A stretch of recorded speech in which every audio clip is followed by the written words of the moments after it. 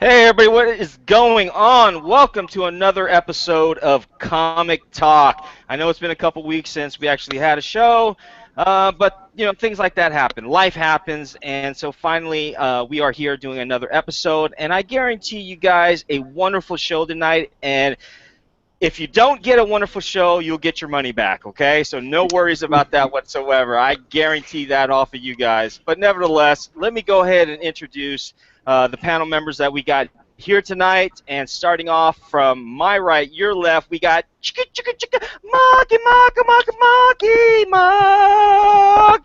What is going on, brother? Oh, same old, same old. Nothing much. No, nothing at all. Everything's fine. Everything's going great. Hey, glad to be back on the show. We had a little break here and there. It's summer. You deserve a little break here and there. So here we are. We're back, and we're back into it. So let's do this. I remember when we first started Comic Talk Out. I mean, it was really busy because it started during the fall and went on to the winter time. And we were just talking about that, Mark, and Yes. we used to get a lot of Comic Talk episodes because everybody's in hibernation during that time frame, right? Everybody's in hibernation. No one wants to go out. But during the spring, all the way until I don't know, latter part of the fall time, and that's when convention season is, right? Mm-hmm. So everybody's out doing conventions, everybody's out doing, at the pool or doing barbecues. So, it's like one of those things that people will jump in when they have an opportunity to jump in, regardless. But, as always, it is wonderful to have you, Mark. I'll always continue to do your jingles as long as you come on. You know what I mean? I might even make up a jingle for the times you don't come on the show, Oh, and geez. I'll just a fill-in jingle and everything. It just pulls my picture up. Exactly, All right, gotcha. exactly, a fill-in jingle. Also, we have with us Hero Statue Collector Lou. Lou, Lou, Lou, Lou, Lou, Lou. See how you liking that one, Marky? Lou, Lou, Lou, Lou. What is going on, Lou? Welcome to our world of comic books, man. What's up, guys? Glad to be back on. Finally got a week I was free, so I said I gotta jump on and talk with the guys. You got to jump, man. But, it's also wonderful to have you because, we don't often have a lot of statue collectors that come onto this side of the, I don't know, you call it the universe, the dimension, Earth 2, Earth 1, I don't know. Whatever you want to call it, but we don't have a lot of statue collectors that come on, which is, as you know, I'm a big statue collector myself. Lou's a big statue collector himself. I think Mark, you have a few here and there. I wouldn't say too much you're a statue collector, but you enjoy your fandom. I have two. Well, two is better than none, right? So as long as True. you have some, people have got to start somewhere. But I will tell you, and Lou will vouch for this as well, that statue collecting can be very, very addicting, just like comic book collecting. Yes, and very expensive. Yeah. Let's not get into the whole expensive part. I was telling a few people too. A lot of guys. I don't necessarily want to call them newbies, but some of the guys that were coming, onto the Facebook group or whatever, great guys. By no means am I trying to throw them under the bus or not, but they're sort of new at the whole collecting thing. They're asking, how much do you pay for this? How much do you pay for that? And one of my comments is, you really don't ask that question to a collector. You know what I mean? You don't really ask how much they paid for a certain book. You don't ask how much they pay for a statue because that's just like asking somebody, well, how much do you make for a living, or how much do you get paid in your job? So it's certain protocol that you don't do, and so I was just telling people that it's not as though it's something embarrassing, but some people don't like to. I don't like to brag when it comes to how much I paid for something, or even if I overpaid for something. I don't necessarily like to talk about it either, because I know when I overpaid for something. Exactly. You guys know when you overpaid for something. So it's just one of those things. But nevertheless, Lou, what is going on in your world, man? How's things up in your parts, man? Anything exciting? Anything new? Pretty good. I mean, just getting more stoked for Comic-Con. They just announced the Punisher is going to be there, so I'm excited to meet him and get his autograph and seeing what else is going down. Awesome. Dude, wonderful statues you've had lately. If you guys don't know, No. Lou also has a Facebook group called Immortalized in Stone, and a lot of the statue community. So if you're a statue collector out there, or if you're getting into the statue type of fandom collecting, or just want to know about it, I recommend you go to his channel. A lot of people within the statue community are post their statues. They also post things that are upcoming, so you know what's to be expected, especially if you know that's something that you're interested in. So they kind of give you a heads up on that. So definitely check him out. Check his channel out. And I think, Lou, you guys actually have a new name for your channel, right? It's no longer what it was used to be. You want to talk about that a little bit, man? Oh. Well, I'm not sure what you're talking about. Okay, well, it used to be called. You have actually two shows. You have the Collector's Chat, Yeah. right? And you have Collector's Chat as well, right? Yeah, so you guys kind of. All right. So if you guys, check him out on there. Collector's Chat is on Wednesdays, whereas Immortalized Stone is on the Tuesday evenings, right? Yes, correct. Usually around 9 or 10 o'clock, depending on my schedule. Yeah. Hey, Mark, do you still have your late night talk shows like you used to do on Saturdays? Is that still going on? I've been off the net for quite some time, so. Well, because I've been jumping on, here on this show and that show, and then Biggie's he's got the New York Warrior show, and so I've been jumping on those. So it's just like when I want to try to do something, things have already been talked about, So eventually, yeah, I will. That like you said, probably when we get to the colder months and all that, we're all hibernating in and we have nothing to do. Yeah, I'll probably definitely do one of those if everybody's up already, because I like to go in the witching hour and all that. But there's been other things that other YouTubers wanted to do, like Bluntzilla. We like to talk about horror, so we may want to do something like that again, because we did one with John Carpenter, and we may want to do one with Wes Craven and all that stuff. So, and also some other ones want to maybe do something with heavy metal music and all that stuff. So I got ideas, but we'll definitely do comics again and all that stuff. A good variety, and I think that's wonderful that guys in this community are able to have a variety of different shows, because it kind of reaches out to different types of people who want to hear about certain things, or who just want to be get if they can't get on one show, at least they can get on another show and people get to know them, things like that. So I think it's wonderful that we can do things like that. But so, and anyways, let me move on. We also got with us Nick Walker. Hey, Nick, first appearance on Comic Talk as well. Why don't you go ahead and introduce yourself and tell them a little bit about your channel, what you do, and a little heads up on what's going on in your part of the world, man. All right, well, my name is Nick. I'm up here in Fairbanks, Alaska. I just got out of the Army, and Ray was actually my first sergeant, so that's how I got introduced to the Fanatics page. I'm sorry to hear that, Nick. I can't vouch for it. Yeah, it was fun. But I just started uploading videos this week.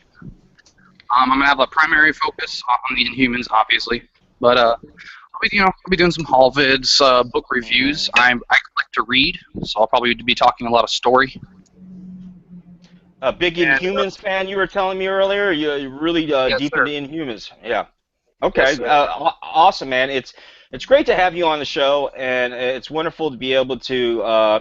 Here's the funny thing: a lot of the my old NCOs or some of my old soldiers actually knew Ray as either their platoon sergeant at one time or some type of leadership position, and then I ended up becoming the first sergeant for a few of those guys as well. So artillery is always a small world, but then the comic book community is even a smaller world, because you get to know much more people, and a lot of people don't do as much as we do, because if you can tell, we don't get a lot of subscribers within this type of collecting. Right. The most you'll get is, I don't know, if you go pretty far, if you've been doing it for quite some time, you'll get into the few thousands or so. But I think me and Ray have been doing this for about a good year, and we're not even close to 1,500 yet. So it's a very slow going process, but nevertheless very enjoyable. I think the benefits of what we do and the friendships and relationships that we make because of this definitely outweigh the amount of subscribers you can get because a lot of us do it for the love of it, you know? So welcome to the show. Welcome to the show, and we're glad to have you, man. Thank you. Awesome, bruh. Awesome. Hey, what's going on? I thought you were still in jail there, Timbo. What's going on, brother? Great to have you on the show as always. Lips. I'm good there, vagina lips. I'm doing good.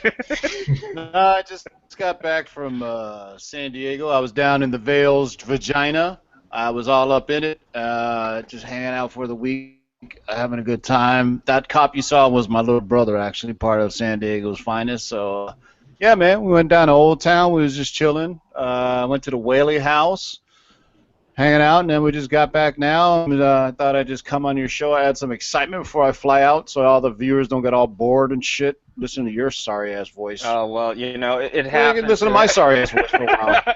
Tim, it's been a while since we actually did Lords of the Roundtable, man. When are we expecting to actually, because, you know, I've had comments from people that are out there who send me messages and things like that, and have been asking me about Lords of the Long Box or Roundtable or Box Office, whatever we decide to go for that week. When are we looking at probably doing another show, and what are your plans for the future when it comes to that? Friday. We are going to do, Ryan, I think, is available this Friday, and if you and Marky are available Friday, we're going to do it 5 p.m. Pacific, 8. So we'll do it like a radio commute home type show. You know what I mean? People can live stream YouTube on the West Coast, and so, because I fly home on Thursday nights, so it used to be Thursdays. I don't think anybody's got a Friday evening show, so we'll try to do it early Friday evening before people go out and get their drink on. So, yeah. Ryan, you down Friday? This Friday? Friday at 5 p.m. Pacific, 8 p.m. Eastern? Marky and Marty? If you don't have I'm good. A date with some Harley Quinn cosplayer who's hooked on meth who just got out of jail. You know? Well, you know, I have my Batman suit actually complete now, so I might why be didn't you wear that? crime later that night. So we'll see what happens, man. We'll see what happens. No, I'm actually good for Friday. Yeah. You know what? We're gonna do it. We're gonna move the show to Friday. So yeah. So if you guys are bored on Friday nights, because Friday's my day off now, so we can do it a little bit earlier. So yeah, we'll do a Friday's Lords of the Roundtable. Yeah, sounds good, man. Sounds good. And it's a great show because unlike Comic Talk, where we just kind of shoot the shit most of the time, we'll have certain topics we'll talk about. But on Lords of the Long Box Roundtable, we actually get down to the nitty-gritty of market watch, book speculation. So it's mainly a lot for the seasoned collectors, the guys who've been actually have knowledge, who've been collecting for quite some time. Not to say that a lot of newer collectors won't get anything out of it still, but a lot of the things that we discuss on there, you kind of get lost if you don't know what haven't been collecting for quite some time. Discuss this label. My PGX I will say that. Go ahead. No, go ahead, man. I was just gonna say that I'm a newer collector, and I watched that the Lords of the Roundtable, and it's pretty easy to follow, so it's not too confusing. Good. Thanks, man. Good to know. We get Ryan on there to dumb it down for folks. Oh man! Speaking of Ryan, man, we've got with us Dark Side Jedi, my boy Ryan Love. I'm liking that last name, Love. Anyways, Ryan, welcome to Comic Talk. I think this is the second time you actually been on the show, but he is also another member of Lords of the Roundtable, and he was nice enough to grace his presence tonight. So you actually got 4 of the members of Lords of the Roundtable on Comic Talk tonight. Ryan, what is going on? Welcome to Comic Talk once again. Tell us about what's going on, how's it going, and what is going on in your part of the world, brother. Uh-oh. Oh, you're mute. You're mute, brother. We can't hear you. It's one of those things. It's one of those things. I think it's the mic thing. Speaking to the blue light.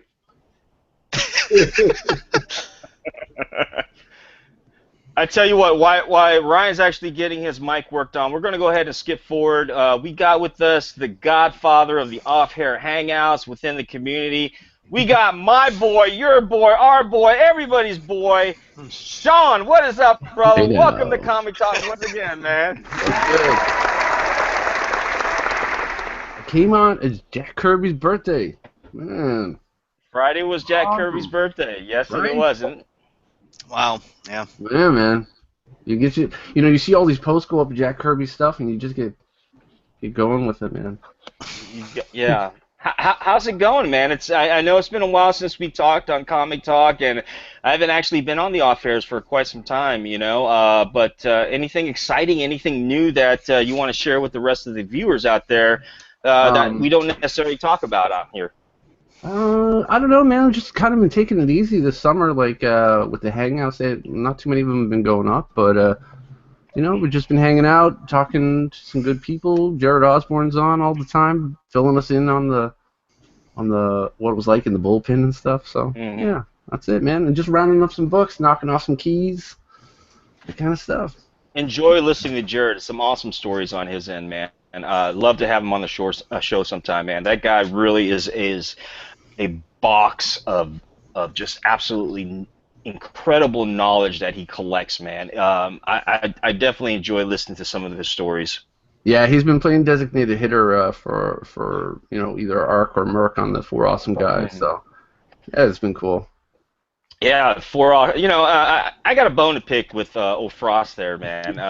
Just giving some bullshit birthday out there. So Frost, if you're watching, I just want to say screw you on your birthday. So happy birthday, Frost. Happy birthday, Frost. Happy birthday. Yeah, nevertheless, man. That's how Frost rolls. So. Yeah, we got Ryan back with us. Ryan, can you hear us? Is it working? Talk, man? Am I talking? Yeah, you hear me? Yeah, okay. We can hear you. All right. Going good, man. What I was saying before I didn't realize my mic wasn't on was how many different ways can you ask me what's going on? That was pretty awesome. I think I counted 5. But, well, thank you. Do you mind repeating that? I mean, I don't remember. I have a short-term memory. Yeah, loss. Obviously, I'm Tim the dumb can vouch for that. Of course, for what Tim was saying earlier about being I don't know a part of that comic. A dummy. Comic relief, I guess. It's like being the hot chick on Fox News. Caveat. The caveat on that. There's always a caveat. There's always a caveat. Very much misused in the military. Caveat is used a lot in the military, and we use it it's just wrong how we use it, because ever since I've been on, it's like when someone says something, and then other person chimes in and goes, well, let me caveat off of that. And I don't think you really know what caveat means, but nevertheless, go ahead and use it anyways. So it's kind of like one of those things, and if whoever's been in the military can understand that and vouch for me. But anyway, Ryan, thanks for coming on, brother. Man. Really have appreciate you taking the time out of your day. I know you usually have your kids. Well, on they the weekend, got picked up early today, so I was able to jump on. I was actually, when you texted me, I was just pressing some books and getting those sent out tomorrow. Collecting wise, I've been kind of taking a hiatus. Shameless plug. Yeah. Hey, gotta slide that right in. I'm not so stupid.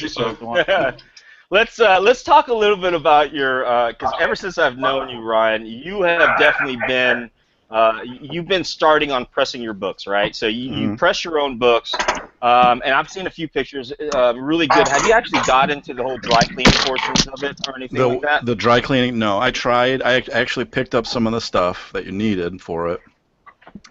But I'll tell you what, man, I don't have enough time in the day to sit down and dry clean. It's a tedious process. A lot of erasing, it's like eraser shit. Really, I mean, that's more. You could damage a book if you don't do it right. That's something that CGC, CBCS can catch. So I don't really mess with it. So no, I just do the pressing. And for the most part, would you consider yourself more of a novice on that, or have you gotten a lot better? I've gotten a lot better. I've actually gotten to the point where now I'm fixing spine roll, so I can you got a nice, like a huge overlap. I can line it up, make it real nice. Mm-hmm. I'm still working on oversized books like square bounds. I had I had an issue the other day where I pressed a buddy of mine. It was a Venom or Bane, Vengeance of Bane, and I squished it. But thank God I had one Right. with equal grade that he gave it to me, Okay. so I gave him So- mine. But so Alright, it's all a process. It's all a process. It's a process. Okay. We'll keep it at that and just keep practicing. And No, I practice, man. Okay. That was the only book that I messed up. But that was 6 months ago. Mhm. So I've gotten a How lot are you better now? since then. Well, look on Instagram. You've got guys that are getting I should up take 0.5 to a 1 point full grade upgrade.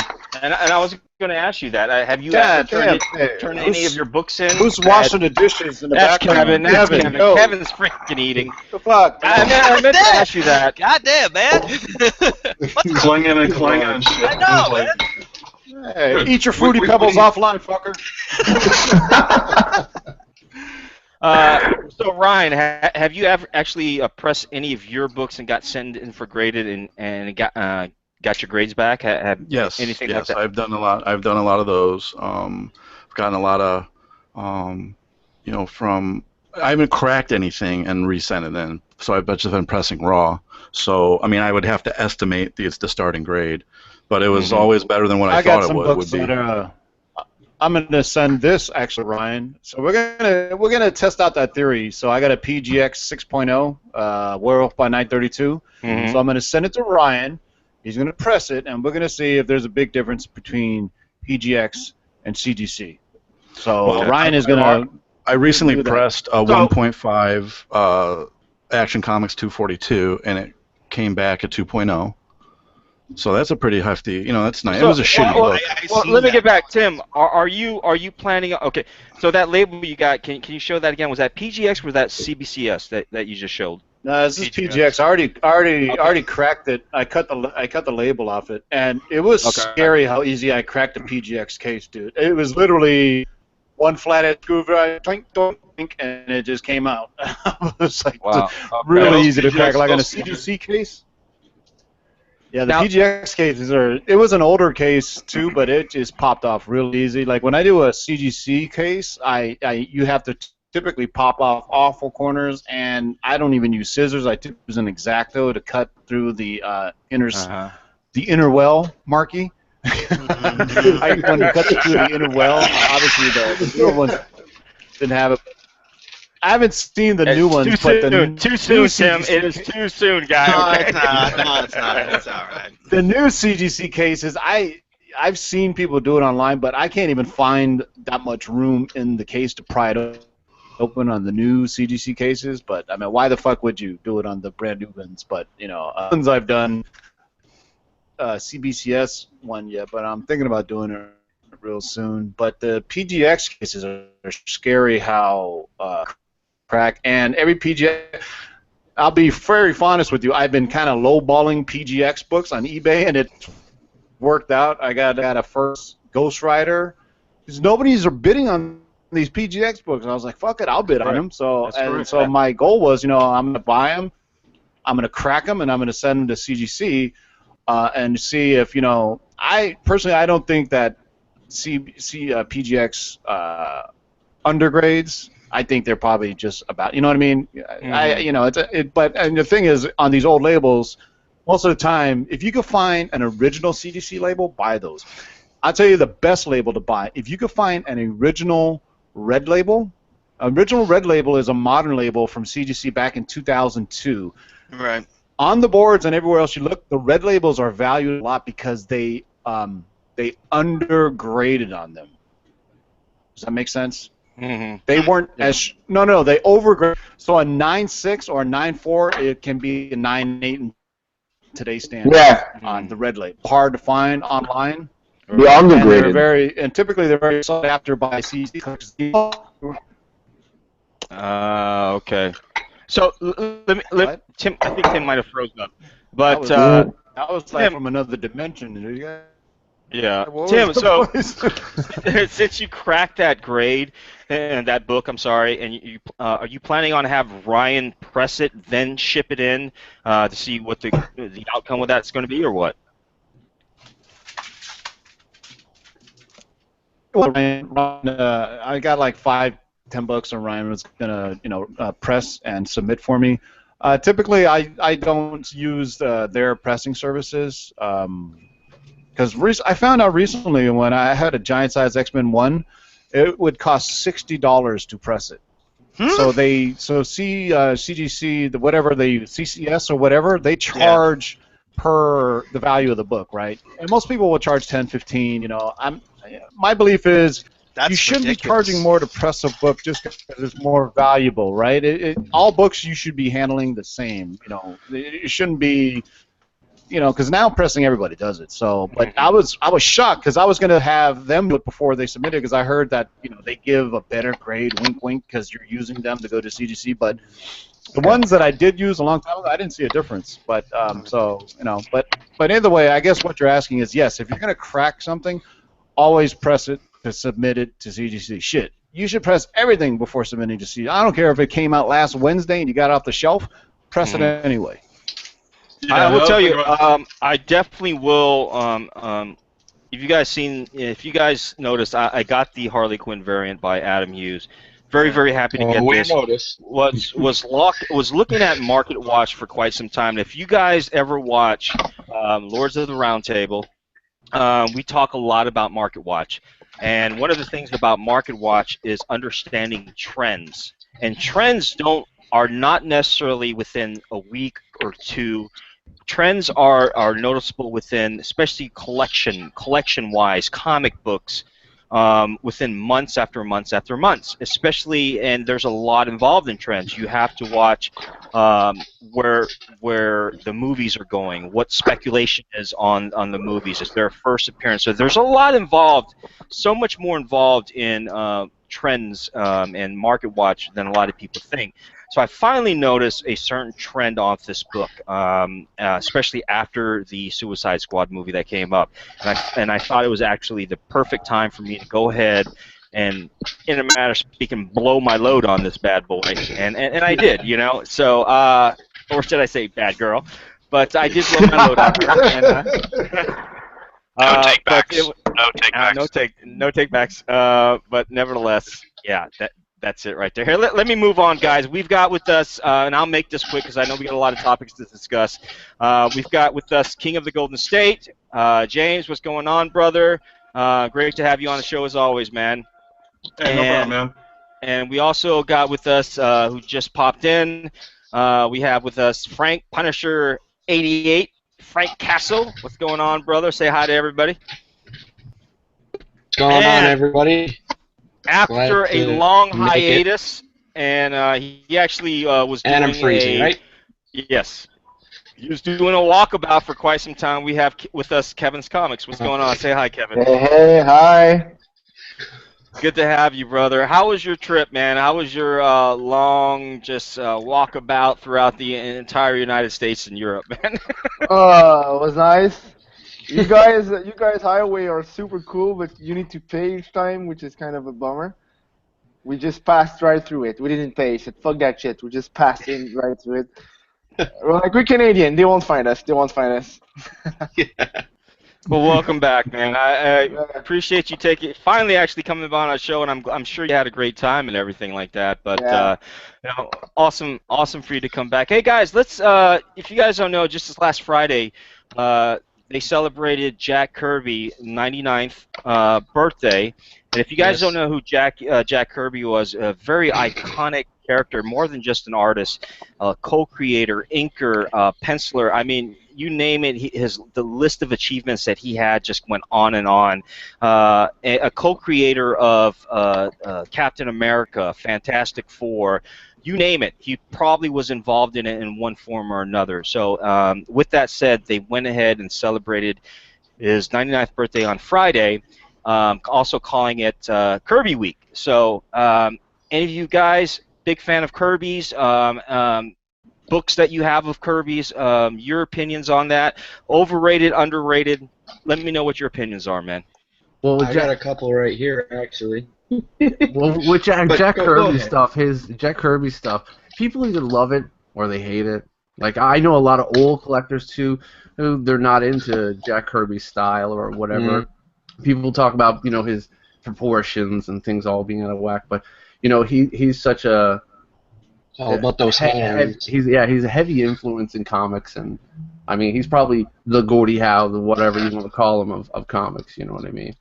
Yeah. I think what Jack Kirby's impressions on me are the most are sort of his. First of all, it would probably be his Celestials and New God stuff, and the way he drew things in Fantastic Four. Like, you ever seen when he draws like Reacher's drawing these giant, scientific mechanical inventions, and he's got this kind of weird detail, and you know what I mean? The old FF stuff that he did. Anytime that he drew. I think it was like the Ultimate Nullifier when it was it was the size of a room. It wasn't just something in his hand. And always the design of Celestials was different from anything from its time, right? The way that he drew the armor and everything, and if you into a way, he did that over on the DC side too, right? With the New Gods. Was the New Gods before or after the Celestials? Before. Yeah. Okay, so that style, you see, nobody else did that kind of style before. He's the one that kind of and he also, I think part of that, all comic book faces had the same expression, and with the Kirby face, right? Especially the Kirby face, the signs of distress. I mean, it's people always say they love the golden age of comics, silver age of comics, but to an extent, the art was limited. But if you do it in relation to what else was out there, it was ahead of its time, or it's different from its time. Everybody drew the same, right? And then then Jack Kirby said, "Let me just add these things into it." And to this day, probably the Jack Kirby estate doesn't really appreciate Stan Lee taking credit for all of their shared creations, because as Rob Liefeld would tell you that it's the artist that should also get credit for like Deadpool and Fabian Nicieza, who created the character Deadpool, and because the artist also is the one that says, all right, give me what does this character do? Let me draw this up. This is how I think the character should look. Visual medium, so the artist should probably definitely get more credit than the writers most of the time, I would say. And talking about how some people liked or hated Kirby's because of his stylized, but most people don't know that like a lot of Kirby's work was actually adjusted. They had a real problem with Kirby's women because they would say that they looked too manly, so they'd have like Mike Royer go in and fix it up or something like that. And you look at some of his original stuff, and it's pretty amazing. Since we're talking about Kirby today and everything, is it okay if we show off some of our favorite Kirby books? Oh yeah, it's your time. Go shine, Frank. Go. Okay, Frank, you should know by thanks, now. Kevin. Thanks for allowing the permission, Kevin. Just go. And you got them out. I mean, we heard 20 minutes of you sorting through them, so let's see them now. All right, let's do it. So I have to go. So I have to go with some favorites like Olmec, Commandy, of course. I like that Mr. Miracle. I like that Arnold Schwarzenegger movie. So Jimmy Olsen, of course, X-Men, and another X-Men, and then People, and then when it comes to here's one thing too. I don't mean to interrupt you, but Kirby was also big and definitely a big time into the co-creation of X-Men as well, and amongst so many other characters that you've seen that you probably don't even know about that he had a lot of involvement on. But just with Kirby's art style compared to, and let me throw this out there. Especially during that era right there. You have Kirby, you have Ditko, and you also have John Romita Sr. So looking at those three, such big artists during that time frame, what are the similarities and what are some of the differences in their art style compared to Kirby's art style, if you will. Well, I think the biggest person who was influenced by Kirby's, I think, was John Buscema's. You look at Buscema's work, and that really is like a refined Kirby. Yeah. Ditko is way over on the other side of the style of work that he was doing compared to Kirby. But even at the time, Kirby, his peers were his fans. So. Mm-hmm.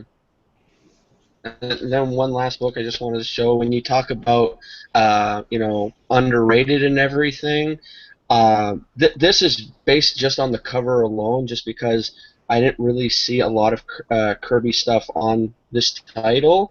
And this is Iron Man number 80. That's like one of my favorite Kirby covers, because it's Kirby and it's Al Milgrom together. So yeah. So. I was more partial to like. Oh, sorry, Tim. Go ahead. No, I mean, hands down, my favorite Kirby ever is Silver Surfer. I mean, the way it was drawn, kind of the big bug eyes, and then you think about the Joe Satriani album cover. Was it Joe Satriani that did the album cover with Silver Surfer? Surfing with the alien. And that's a Kirby. That's a Kirby art piece that he did. So I mean, I'm a huge Surfer fan. So to me, it's always Fantastic Four and Silver Surfer. Yeah. And then for me, agree. Spider-Man and Ditko are, those two are intertwined always. I always think of the first Spider-Man. I always think of the first person to really define it is Ditko. For me, it's FF and Silver Surfer for Jack Kirby.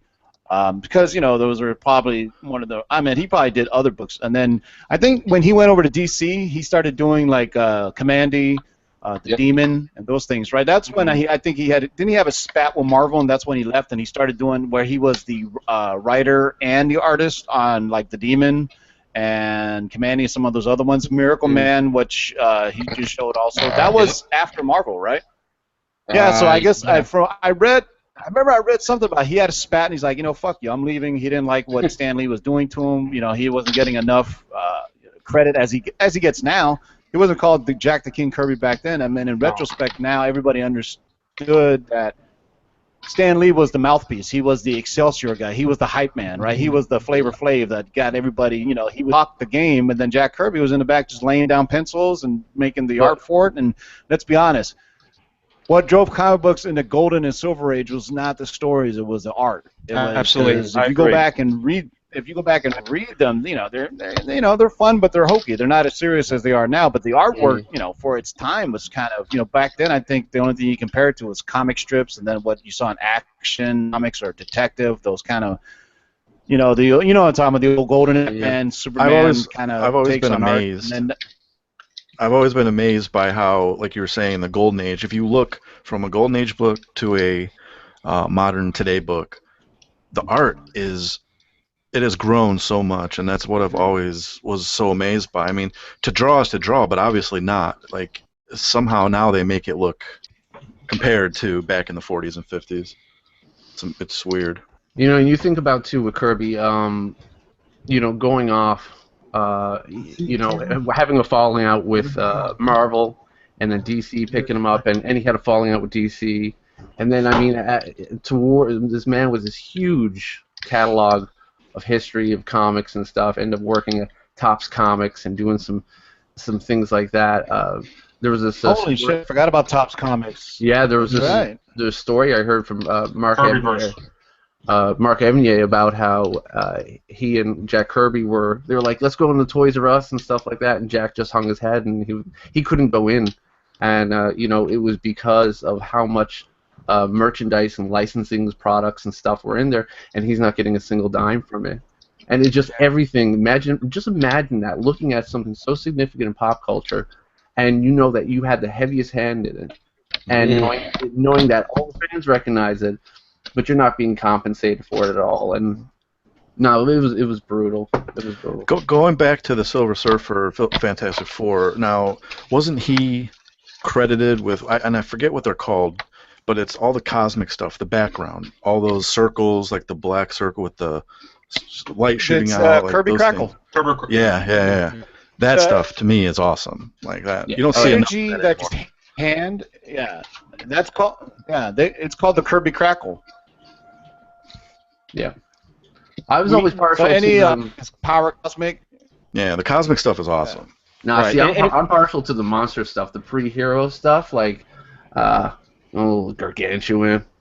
Mm-hmm. Yeah, that's cool. He had a lot to do with a lot of the timely comics, especially the co-creator of Captain America, and then Journey into Mystery, the suspense, a lot. Just the list goes on. Wasn't he in And, his 40s when he drew some? It was some iconic cover, and I saw the news article today and I forgot, but he was in his 44 when he drew some amazing new thing.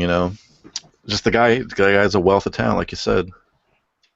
Look, if he was still alive, I mean, like, Stan Lee would be getting all the attention he's getting today, and that's the reason why they call him the king. I mean, he did a lot of great creations, but he also did great storytelling. I mean, if you look at some of the Fantastic Four issues and also the X-Men issues that came out, over the years, he did great storytelling with that. Also, he did great covers, a lot of iconic covers. So, for example, I'm not sure if you guys can see this one, like early Avengers stuff. There are some great iconic covers that people still do cover swipes today. So, 74 years old, man, dying at that age, too young, man, too young. Yeah. Too young. And with, I don't know, Stan Lee, a very iconic person within the comic book world. But when you talk about a lot of the artists like Kirby, Ditko, and so on, the guys who brought the story to life through their art. Because can you imagine reading one of Stan Lee's early Amazing Spider-Man books, and even now, if you read his book, very cheesy, very very cheesy. Just read the script. Just read the script, no art, and see what you come up with in your head. Right now, Stan Lee wrote it down. He said, "This is Spider-Man. This is Peter Parker." But read it as a script, and you will go, "Huh?" I mean, cool story, but what am I seeing? Give it to an artist. The artist takes what is written and makes it into something that you see. And what we appreciate, what we see, when you see Spider-Man, you think of, the red blue. You think of the eyes. You think of Captain America, the Captain America costume. It's not from reading it. It's from seeing it. And so the artist, in my opinion, deserves way more credit. Way more credit. Mm-hmm. Yeah, and that's why when I see Stan Lee's signature on the cover, it really bugs me. I don't know, I don't know anybody who's going to turn their nose up at a Stan Lee signature. But go get G.I. Joe 21 and read it from front to back, and there's not a single fucking word, and the story tells itself. The artist did everything. All right, everybody knows that G.I. Joe 21 is the story about. Is about Snake Eyes, right? And Snake Eyes is mute. So the entire comic, there's not a single. And that's what's the best definition of the art being able to just tell. And there's lots of comic panels where it just goes, where it's just not. And it's so like Ryan said, it takes skill because some artists cannot do that. They can't just make it from panel to panel to panel. You can tell what the story is going on. You know what I mean? Because you have to be able to put a mode on face. You have to show the way action. I was reading comics the other day, new comics, and I noticed. I remember we talked about this in past episodes. There's no such thing as thought bubbles anymore, right? No, no character ever is thinking anymore. It's, if anything, it's in the yellow box now. But before, to be thought bubbles, it's a narrative. It's like the inner voice. It's a caption. It's like a caption. Inner narrative or whatever they call it. Here, and on the art-wise, here's something that never happens now either, which I kind of miss. If you pick up, probably the best example of it is Frank Miller's Daredevil.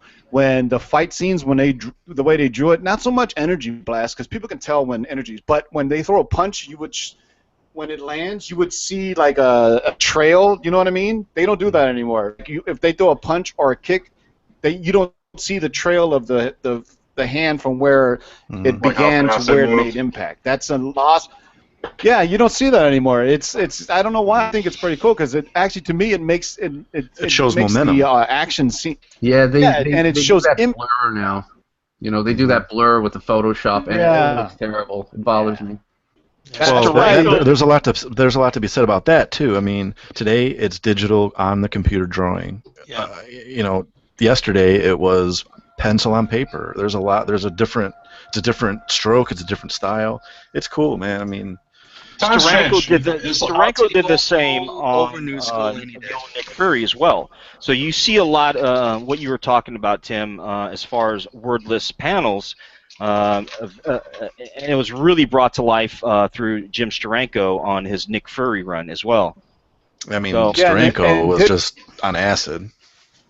But I think Ditko did it the best with the one bowl and do acrobats. You remember how they would dome round and round? I think Ditko did that the best with Spider-Man, and then it'd have to be like a street level hero or a fighter, like Shang-Chi or Iron Fist, or these guys, or Daredevil, obviously, who are always fighting with their energy blasts are easy.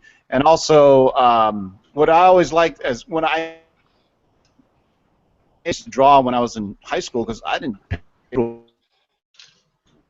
try to show the doing backflips and that you can see, because now how often do you see a character doing backflips? But unless it's like Sean says, they blurred it out, right? I like to see it when the best one I swear to God is Miller doing Daredevil. I did see recently, it was a Spider-Man panel, and I can't remember what book. I apologize, and I don't know what artist, but it was him. Okay, so it was a regular size page, or maybe it was sideways. Anyway, it was the full color Spider-Man standing here, and then they flipped him up, but it kind of got translucent, but you saw his body flipping through the air, and then a full color Spider-Man landing over here. So that's today. I mean, that was a pretty cool panel to me. They showed Spider-Man. You always got to think too, we all have our favorite. Some people like Aldred, some people don't like the new Frank Miller stuff today or whatever. But you think about the further you go back to the artwork. I mean, I'm hard pressed to try and come up with a name of an artist who worked for the big two, DC or Marvel, that didn't impress me or like that I love. I mean. Right. You'd be hard pressed to find today. I can think of dozens. I can't stand the '90s Liefeld, the Jim Lee. That shit is gross. So I can say I don't appreciate that. But now their stuff is amazing. You go to the Bronze Age, even the Bronze Age Kirby. I think he excelled at his stuff. But Bernie Wrightson, Michael Kaluta. Going back to the Silver Age, Carmen Infantino, Murphy Anderson. He was. His artwork, or Gil Kane. Mm-hmm. Gil Kane. Yes. Yes. Gil Kane, the Green Lantern stuff. Yes. Jim Starlin. I mean, you can go on and on and on and on about how many good Starlin, John Byrne too. I think John Byrne. The thing is, I don't mean to jump in, but you know what bothers me a little bit about what we're talking about is the fact that I didn't know Jack Kirby when I first started collecting comic books until I heard from word of mouth. So when I start hearing, say, you guys remember the videotapes that Stan Lee had with on how to draw things with guest artists like Todd McFarlane, Jim Lee, and such. I mean, I'm not sure if any of you guys still had those in your collection, but they always talked about their one great influence was Jack Kirby, and that's how I heard about it. So I mean, if you think about today, today's collector who's under 20 or whatever, they probably aren't too familiar with Jack Kirby today, and he's been dead for about over 20 years. I'm sure it'd be great if they just reprint old comic books instead of just putting them in just collective volumes. Because nowadays you don't see kids going directly over there saying, oh yeah, I want to pick up such and such issue #1, because I heard about this artist Jack Kirby. I mean, there's new generations who haven't heard of Jack Kirby at all, but they've heard of Stan Lee, because Stan Lee's still around, and I don't know. I mean, I just think it feels like a disservice to that artist if they don't reprint. Certain, because say what was it New Mutants '98 that gets reprinted all the time now, so that True Believer stuff for $1. Yeah, but that comic fan, so you remember that time when you first discovered Kirby or Joe Kubert, or you realized you were able to identify that artist's work, body with work with that name. Yeah, and then you're hooked on something, Yeah. Kirby's definitely an artist who can get you hooked on stuff. I always was like, when I started, I haven't been collecting that long, so I always started, you know what? I really like that art. You know, I want to know more. Who is this artist? And that's how I discovered. And it was a lot of it was through, you know, Instagram and talking to other people, hanging out at the comic store. But it's like, who is this artist? Oh, that's Jim Aparo. You know, Spectre. It was just a sweet cover. So I was like, oh wow, let me see more of his stuff. And then I discovered some of his Aquaman stuff. I discovered his Batman stuff. You know, but it's funny when we talk about these amazing artists. You hear, oh, he was with Marvel and then he was with DC. But there are a few that you come across that were only with DC, only with Marvel. So you don't get that love of seeing the different. Because do you think Kirby's style changed from a little bit from Marvel to DC, or do you think it was the exact same? So if you look at a Marvel book and a DC book, it's Kirby. No, it looks the exact same. He is across all books; they all look the same. Whereas Marvel and all read first personally from doing on Silver Surfer. Typically, Marvel puts the big artists on their flagship titles, like whatever big book, and then the little weird books like Moon Knight has grown on me. I didn't really like that art style at first, but then it lends to the story because the motherfucker's batshit crazy, so the art style's kind of batshit crazy. But all red doing Silver Surfer, and to this generation's artists, they were inspired by the generation that came from the image boom of the 90s, right? So they're Liefeld, Lee, Protasio, McFarlane, all these cats, right? What was the guy that did he started the Mac? The Max? Who did the Max? The image title. You know what I'm talking about? Remember, you used to be an MTV show, the Max. Sam Keith. All these guys. So you got to think of artists nowadays. They're in what? It's a young man's business. New artists are in their 20s, maybe young 30s, so they were brought up of the art style in the 90s. Whereas the first artist that I really stood out for me was John Byrne. John Byrne's art, nobody's art looks like John Byrne's art, and to a fault because a lot of his characters look the same, but their faces were totally different from anybody else's, and that's what really got me collecting comics when I first saw.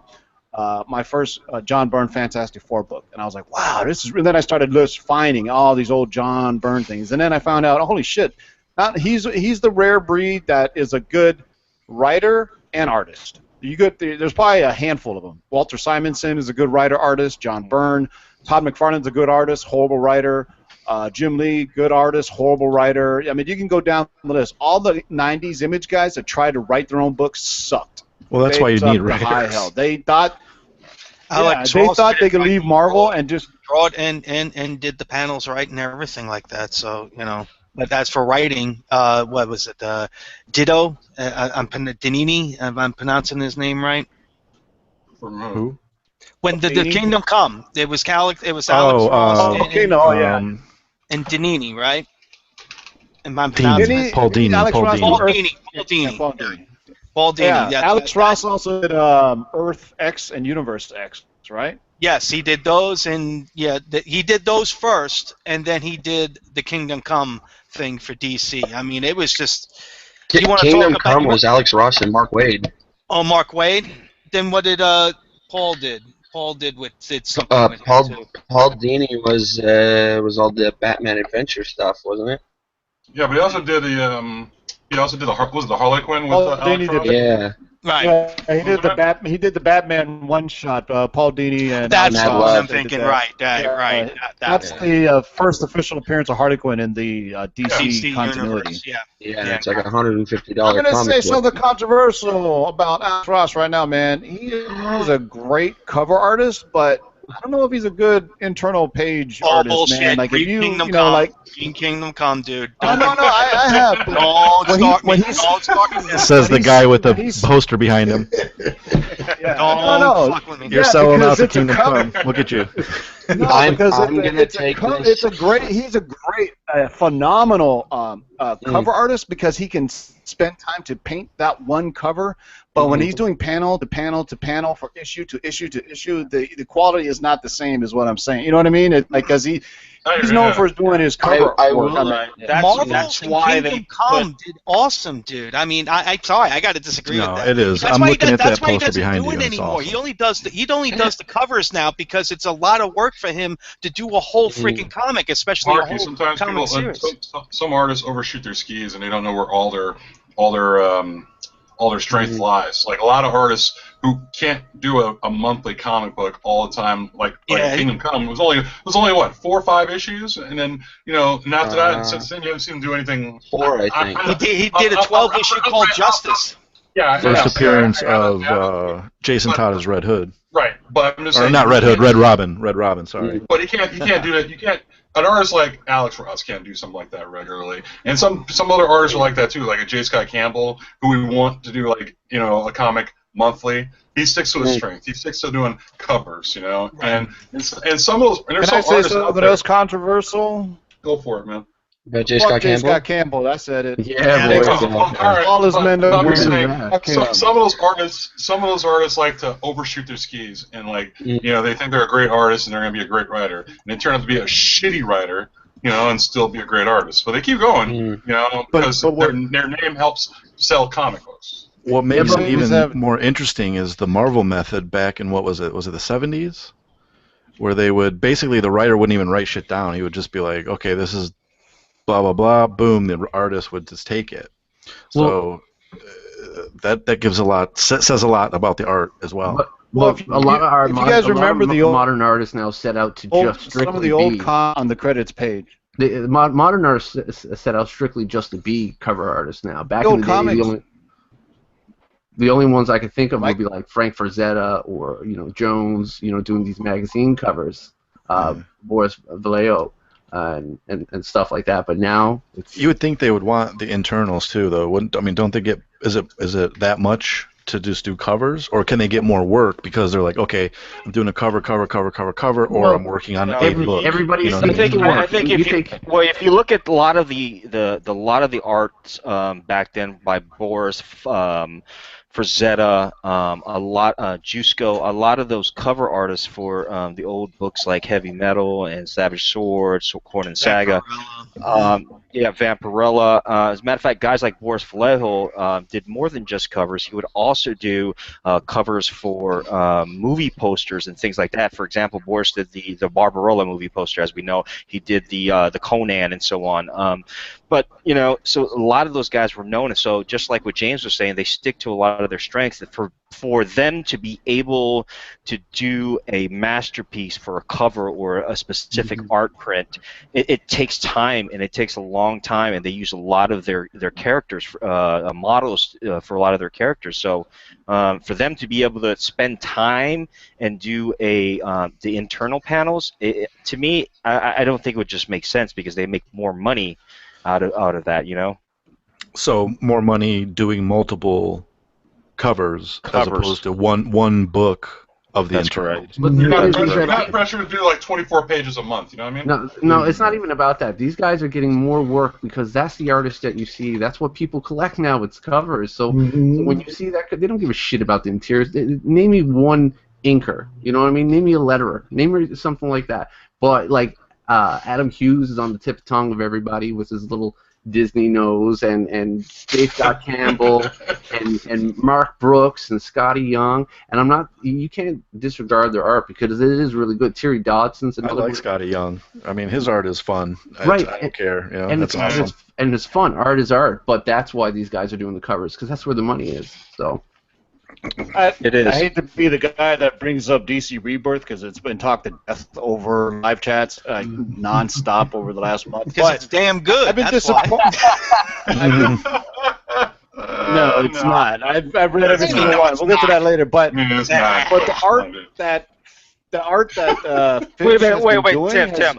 On your off-air message, you specifically stated to me, let's not talk about Rebirth, okay? And then now... No. I'm talking to the art. I'm talking about the artist. One of my favorite artists is Finch, and I'm just saying his art, because it's been bi-weekly, has not been, in my opinion, up to par, like what he did on Moon Knight and some of these other books, if you remember. Like, I was expecting, you know, but like it goes to what we're talking about, schedules and everything. When you have to publish a book every 2 weeks, it's a lot of pressure on the artist to come out to read the script, the screenplay, and then come out and make it. So I remember we talked about it one time. There was a panel where Aquaman was wearing his orange sweater, and it had no scales on, or the penciler didn't have enough time. So it's like when a book comes out every 2 weeks, I don't know, maybe the story and the art gets affected, as opposed to what James was saying. There were some image books that you saw one every 3 or 4 months because the artist was either taking too much time or they were doing too many titles. And then when you did get that book, you're like, this art is really good. But then that also hurt us because it was so inconsistent, right? I mean, people didn't know when the fuck a book was going to come out. And this is the 90s. We didn't have the internet to tell us when something was coming out. We walked into the store. Yeah, that still happens a lot with image, though. But now, just the book on the rack. Just to bring it back full circle here a little too, you know, going back to Jack Kirby now, you got to now taking all that into consideration, remembering that Jack Kirby was working on, you know, everything, you know, X-Men, Forward, Journey into Mystery, everything that was coming out. So, Machine Man, dude, it's crazy, right? It's a talent that is beyond. I mean, forget what you think, what the art looks like, just what he's touched. You know what I mean? Name a book, name a character. He's touched it. Exactly. Youngblood. Night Thrasher. Night Thrasher. Night Thrasher. Guys, he didn't fly. Let's kind of move on, and hopefully this topic right here would lead into a little bit more than and then basically what it is. But next month we were coming up on Batman Day, and if you guys know, we pay homage to Batman. Bob Kane created Batman, as you guys know, and basically Bill Fingers brought him to life. Right, and Batman we spent an hour on artists. Don't fuck the writer, okay? Yeah, and, Batman, exactly right. Batman's introduction was originally in Detective Comics number 27 back in 1939. Of course, as we mentioned, Bob Kane and Bill Fingers, big. Those were the guys who made it happen when it comes to Batman. A lot of people don't know who Bob Kane and Bill Fingers, or if they know who Bob Kane is, they have no idea who Bill Fingers is. Because we look at a lot of Batman, and Batman is such an iconic character now. And he's become more and more popular off the movies, and Bob Kane. You know, I mean, there you go, perfect example. And show that book. Go ahead and say something so we can see that there. I mean, this is Batman number 2, Bob Kane, and Bill Finger. I know the glare's shitty, but oh hell no, you're getting it good. You're getting it good. But anyway, Rambos. This is when Batman smiled when Bob Kane drew Batman. I love that shit. And so we homage them this coming month by celebrating Batman Day, you know, and so a lot of your LCSs are, you know, there's free comic books for Batman Day coming out. There's a lot of events that will be happening, so it's such a big celebration for Batman, especially such a big character of what he's become now, and he's just evolved throughout the years to become who he is, the dark and brooding character, whereas, you know, back in the 60s he was the smiley, really corny type of character. But yeah, let's talk a little bit about Bob Kane. Let's talk about Bill Fingers, man, where it all began here. Before you get to that, what's curious is they've gone full circle, and now they're going back to Campy Batman and Robin with the original actors, right? They're coming out with the animated movie. And there's gonna be one. Yeah, with Burt Ward and Adam West. Tell you what, I just watched with my kids last night. I just watched the Batman movie. Oh wow! He ran around with the bomb. They're like, "Daddy, we want to watch. We want to watch some Campy Batman." I'm like, "Yes, let's do it." So we found that movie on Netflix, started watching it, and man, I tell you what, I was loving it. It kind of started. I kind of felt bad though because I was like, "Oh shit, Dark Knight Rises. I'm watching this all over again. What's going on with the bat? He's running around."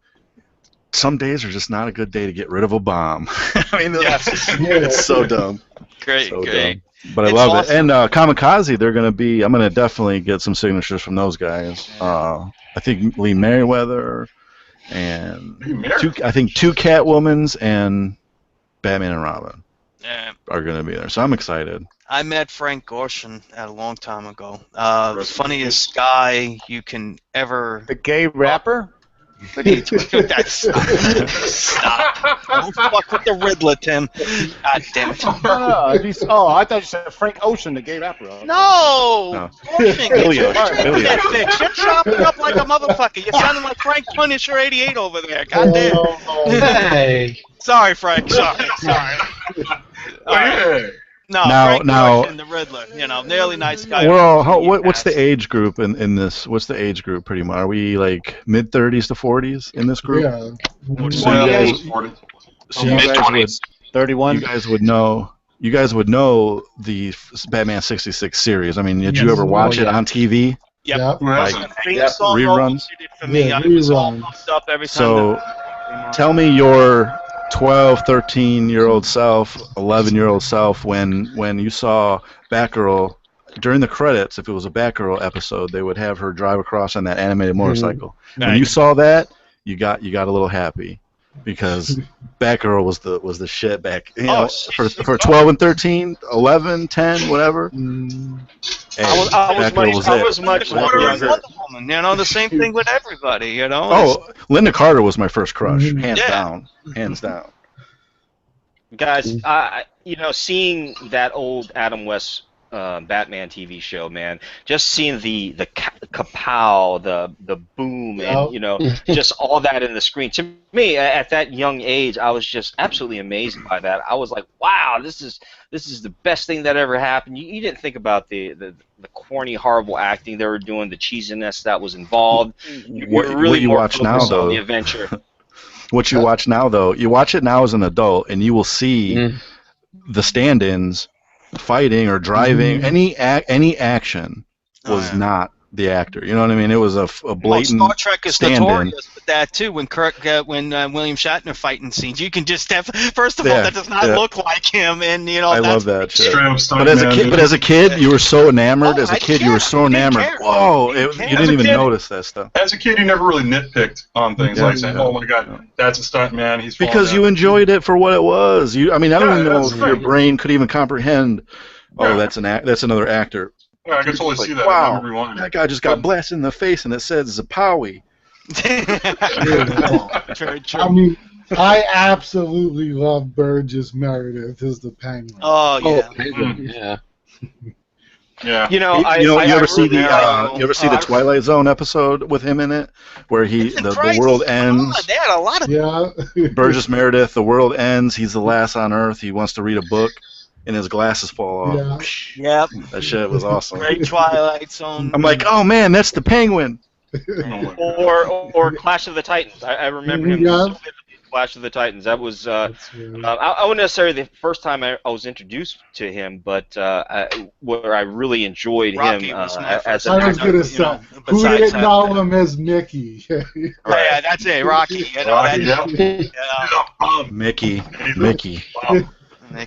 So let me ask, based off Batman Day that's coming up, are any of your guys' LCS are going to be celebrating, or are they giving anything away from that? Do you guys think? And Jeff Johnson, actually, our mayor Jeff Johnson mentioned something within the chat group that his LCS said that Batman Day was just more of a marketing scheme to be able to promote more Batman related items for to sell. Now, how do you guys feel about that? Do you guys necessarily think that is over the top? Do you guys really believe that, or is this something to celebrate a character like that, the beginning, and especially the artists and the creators for that? I don't think necessarily. Both. My point, a little bit of both.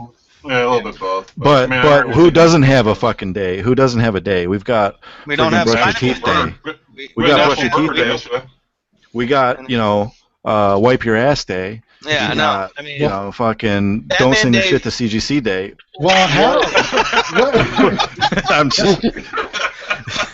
We've got all sorts of days. Cap- Why can't we have a Batman day? That's what Every I day's a want. day, Marty. Every day is a different day. Captain America got his own statue in Brooklyn. So. There Yeah. you go. Yeah, I know. So give Batman his due, damn it. Yeah. Yeah. They should have a comic book fanatics day if you guys agree with that. You know what? I'll sign a petition. Send it around. Send it around. We'll Send it do around. a Probably get special, banned on that too. a special limited edition comic book fanatics cover. Yes. Yeah. Dude, that'll sell for millions.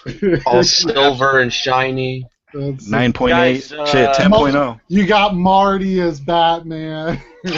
And Captain America. He's playing two roles. And Captain America. I gotta get my Marvel role and my Batman role, guys. So either way. Hey, speaking of that, Suicide Squad. I haven't had an opportunity to talk to you guys a little bit about Suicide, and we're not going to get into specific details about that. Don't do it. Don't do it. Don't do it. But Life is better. Suicide Squad Easter eggs. Let's talk about Easter eggs and references. First of all, I haven't talked to any of you guys.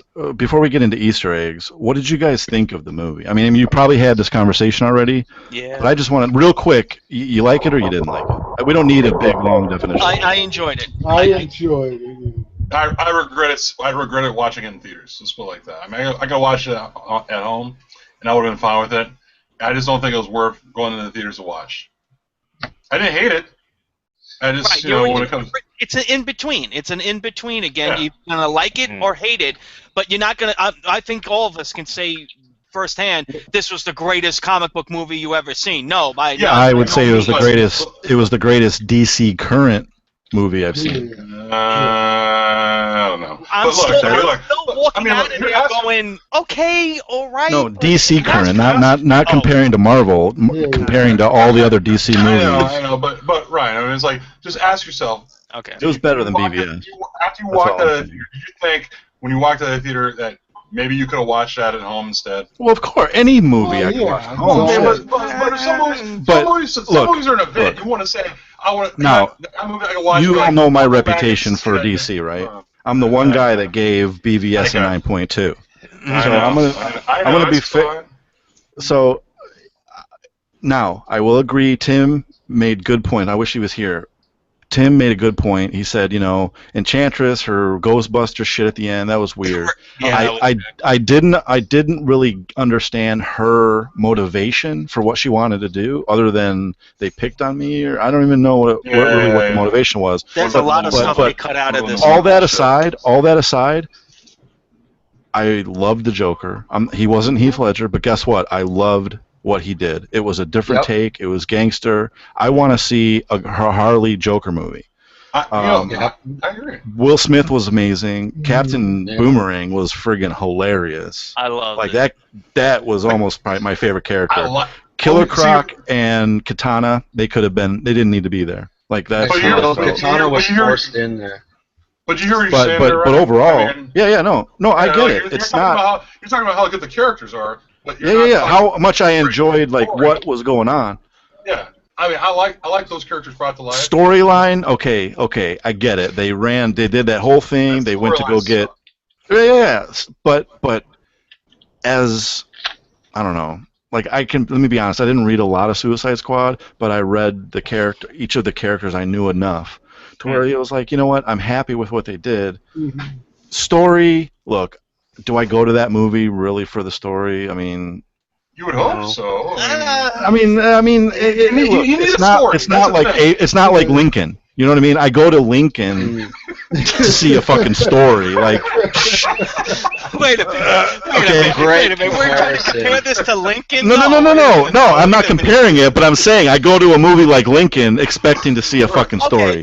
I go to a movie like Suicide Squad and I'm like, I want to see comic book fun. And I saw comic book fun. I know, but if I wanted that, I could have gone. She's hot as fuck.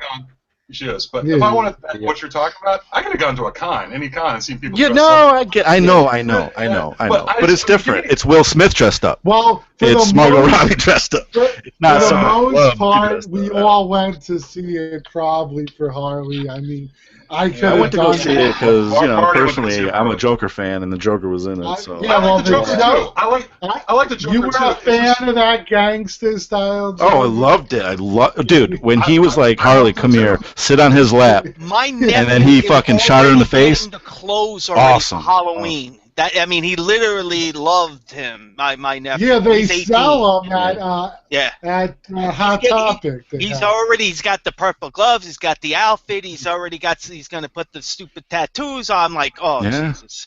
amazing. Okay, here's a question for everybody. This Halloween, you gotta count how many Harley Quinns and freaking everyone. under your jaw.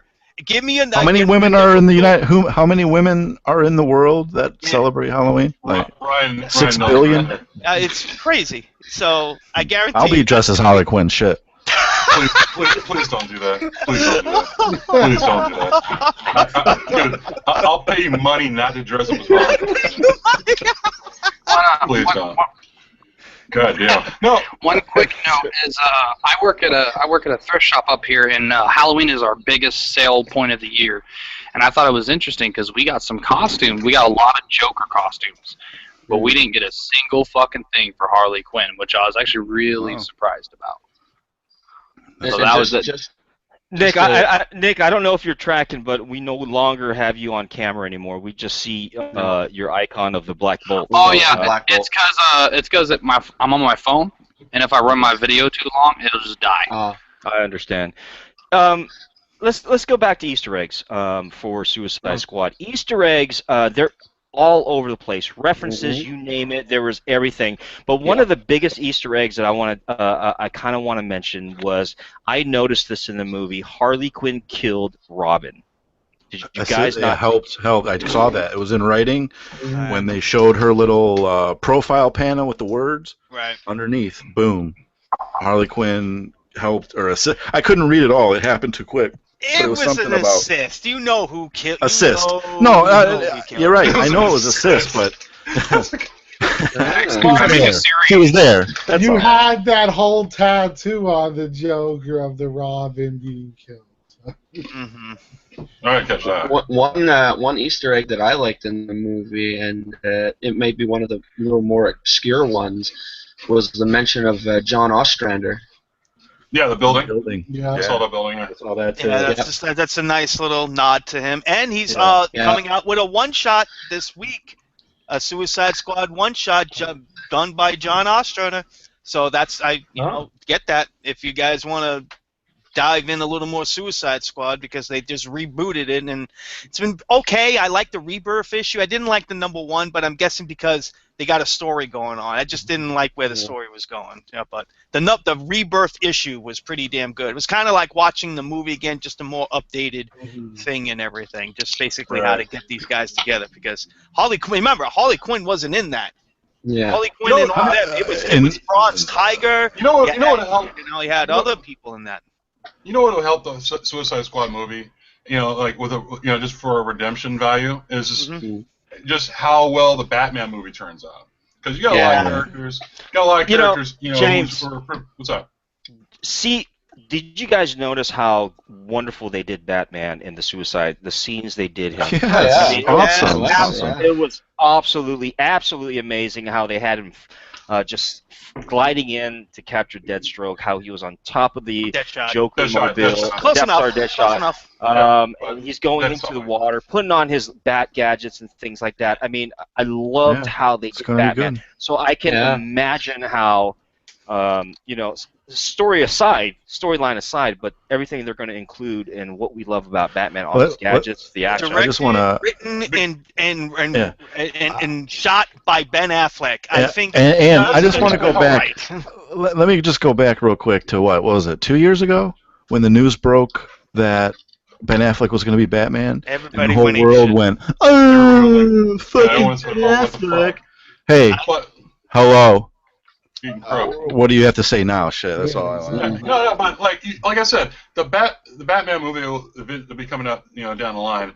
It's probably going to help, your opinion on Suicide Squad a little bit if you're not big on it. Like for example, like all the characters in the movie Suicide Squad, well, most of the characters that had a hand in the Suicide Squad, what do they have in common? They all had something to do with Batman. I mean, like something. But it's like no one liked the Joker. The majority of them, yeah.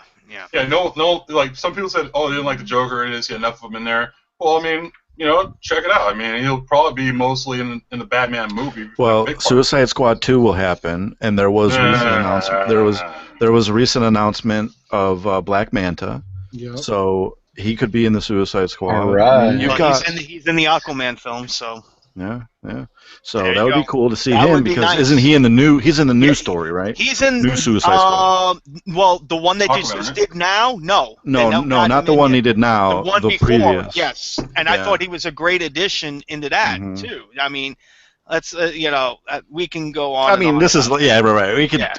The sky is the limit. right. You to can that put kind of any stuff. basic villain into the But Suicide Squad. getting back to the Easter eggs, I Yeah. loved the we were talking about earlier, the Alex Ross, Paul Dini, Batman. Harley Oh, Quinn book. that was fan service. Right, They I were haven't seen dancing. He's in the tux. She's in the costume. That was amazing. That was They awesome. all yelled about they Yeah. wanted to be that court jester's outfit, and we got it, and it was the perfect.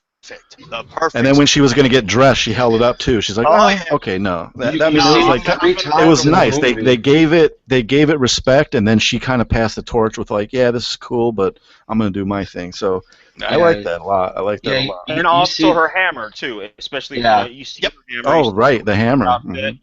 Mhm. So I think they did a lot of references. They did a lot of Easter eggs when it came to that, and I think they did an amazing job when it came to that.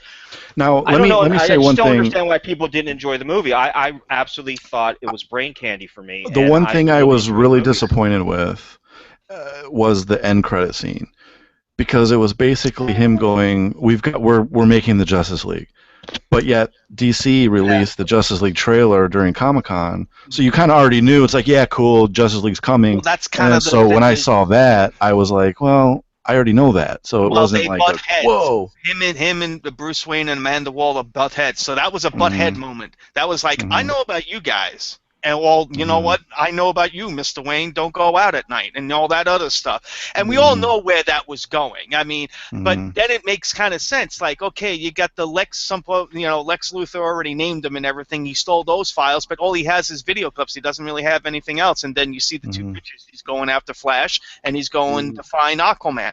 So, and we're going to go right there. And that's about it. I mean, now he looks like he's got a couple more guys in there. So that opens the door for, possibly Green Lantern whenever they decide to get off their candy ass and hire somebody to play him. But Well, I think that is inevitable when it comes to Green Lantern. Everybody knows. he's going to be in. and But he's all gonna three of be them in. are going to be in. The whole core is going to be in. So I don't know Does how anybody think it'll be Hal Jordan though? they're going to have Hal Jordan, John Stewart, and possibly Guy Gardner. I don't know if they're going to have Kyle Rayner, and I don't know if they're going to have the two new ones that they're doing in the books right now. But they have, if they're going to have the Green Lantern corpse. They gotta have corpse, whatever. No, corpse is a dead body, dude. Yeah, I know. Sorry. Yeah, thank you. You gotta have Hal Jordan, and you gotta have John Stewart. Those are two main ones you gotta have. You gotta have Kilowog. You gotta have some of the, you gotta have those people. What I don't Have Guy understand. Gardner also. What I don't understand is the kids of the 90s, the kids of the early 2000s grew up to Jon Stewart.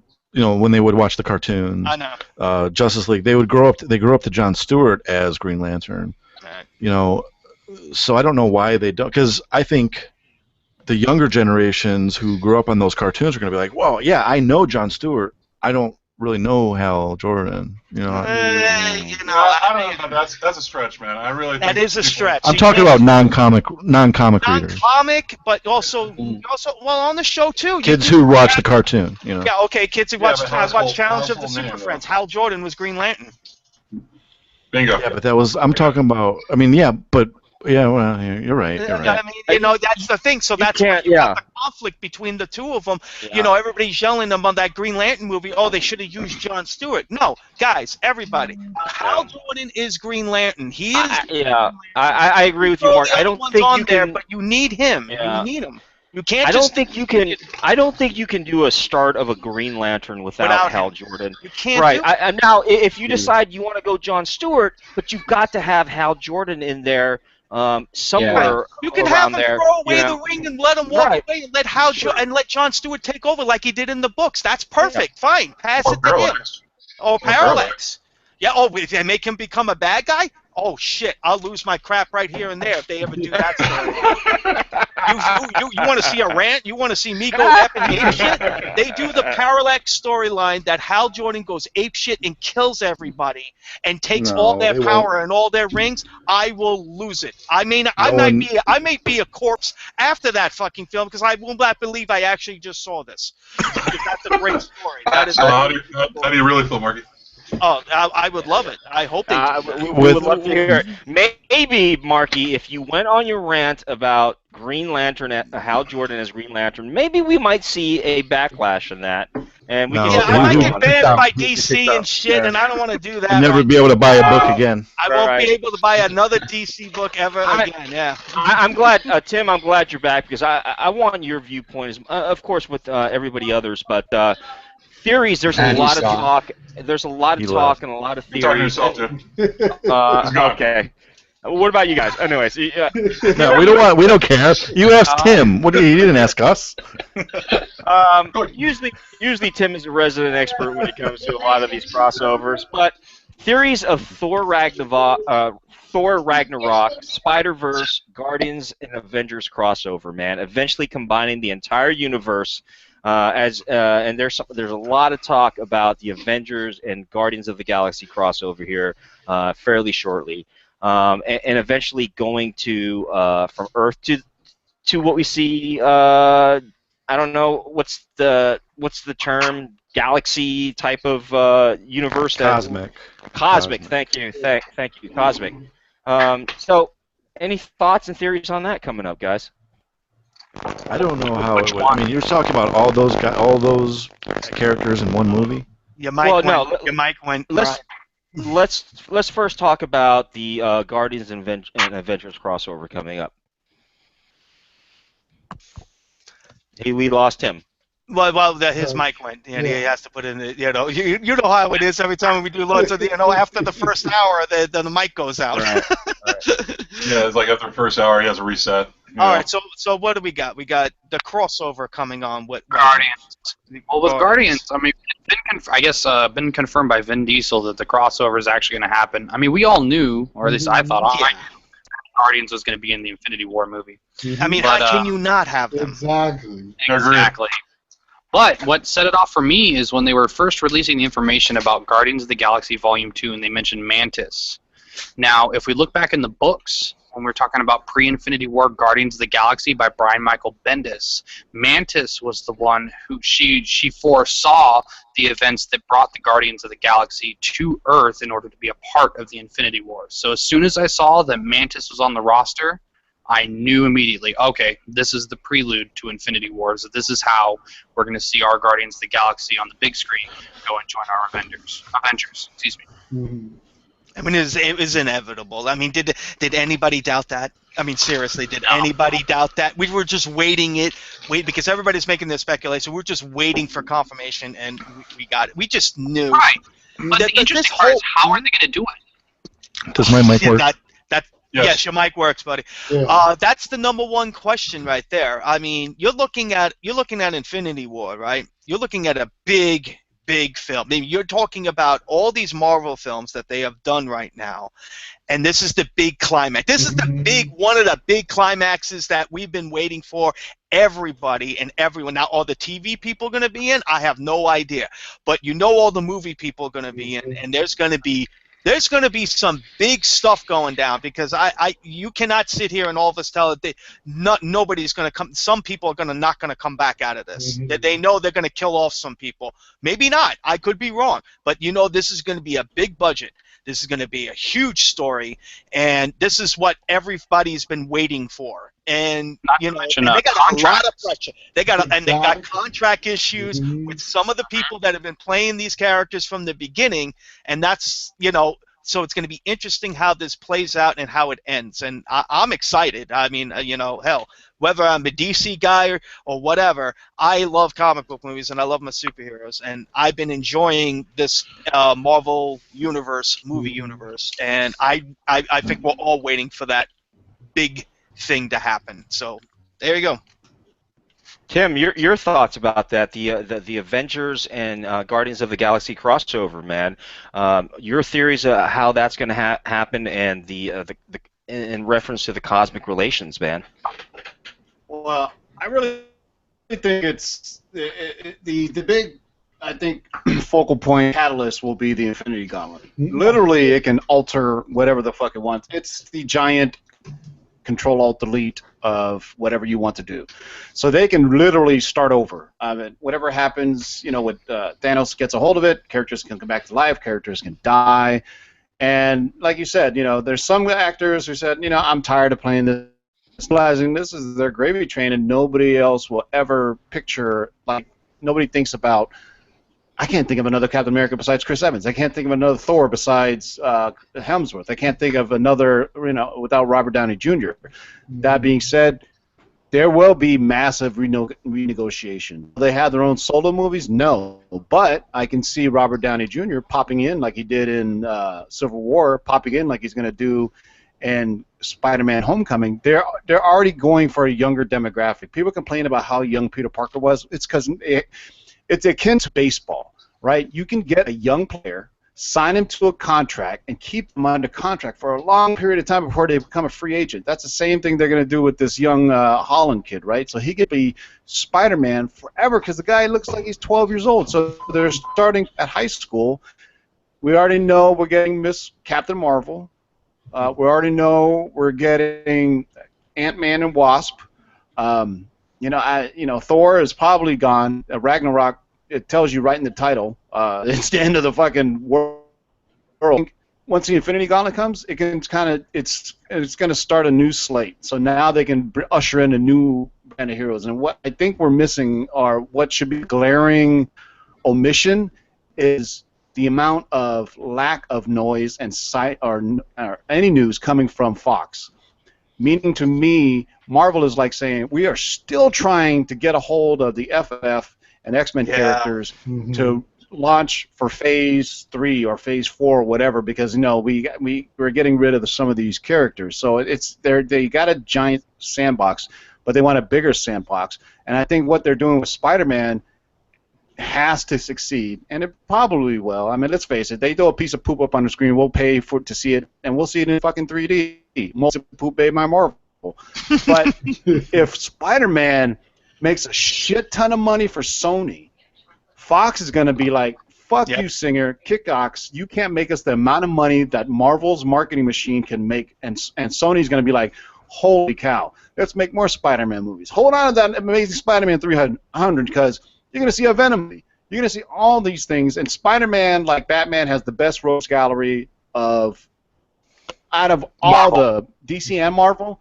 Out of DC and Marvel, Batman and Spider-Man, hands down, has the best rogues gallery. The most recognizable, the most that you've seen over time, and then Marvel needs that. I mean, hell, DC needs that, because you think about it, outside of Darkseid and Thanos, who are the big baddies? I mean, the Batman baddies in his world aren't necessarily powerful in the Justice League world, right? What the fuck is a Penguin going to do against, the Green Lantern or the Flash? Yeah, I know. Right? I mean, they're perfect for Batman's world of gritty crime noir, but in the big picture, like, to me, Suicide Squad seemed... Here's the one thing about Suicide Squad. Amanda Waller had this conversation with these guys, these suits, and they go, what if Superman came down, ripped off the White House, and just snatched up Superman? Okay, so we're going to get Deadshot and fucking Captain Boomerang to get Superman? Get the fuck out of here. No, that's a horrible Suicide Squad. That whole argument doesn't make sense. They should have just omitted that part out of the movie, because you're not going to get Captain Boomerang unless you can throw a kryptonite boomerang at Superman. But anyway, they both are lacking major villains that, I mean, the Joker, there's so much you could do with the Joker. In Batman's world, he's absolutely perfect. He's sadistic, he's crazy, he drives Batman crazy. But to Superman, what is he going to do? Just heat ray the fuck out of him and he's gone, right? He'll But do so what that's why and just put his hand through his fucking chest and rip out You know what the Joker does to Superman? He kills Lois Lane. Yeah. Yeah. That's No, the that's whole enough. thing. That's the whole thing in that little flashback thing where Flash came through in the dream of Bruce Wayne. That's injustice. That's the whole premise. of Injustice. But Joker anyway, kills Lin back to Lane. Marvel. Oh, well, Marvel. Well, you brought it up. One last thing about Marvel is Telltale sign to tell you that Fox is going away. Hugh Jackman is not playing Wolverine anymore. So that's that iconic. I don't see anybody else playing Logan except Hugh Jackman, right? Same thing with Captain America. Patrick Stewart is going to Man. be calling it in too as Professor X. Yeah. You know what though? You know what though? Welcome to the world of DC, because we've had to say, I don't see anyone else playing the Batman other than Michael Keaton.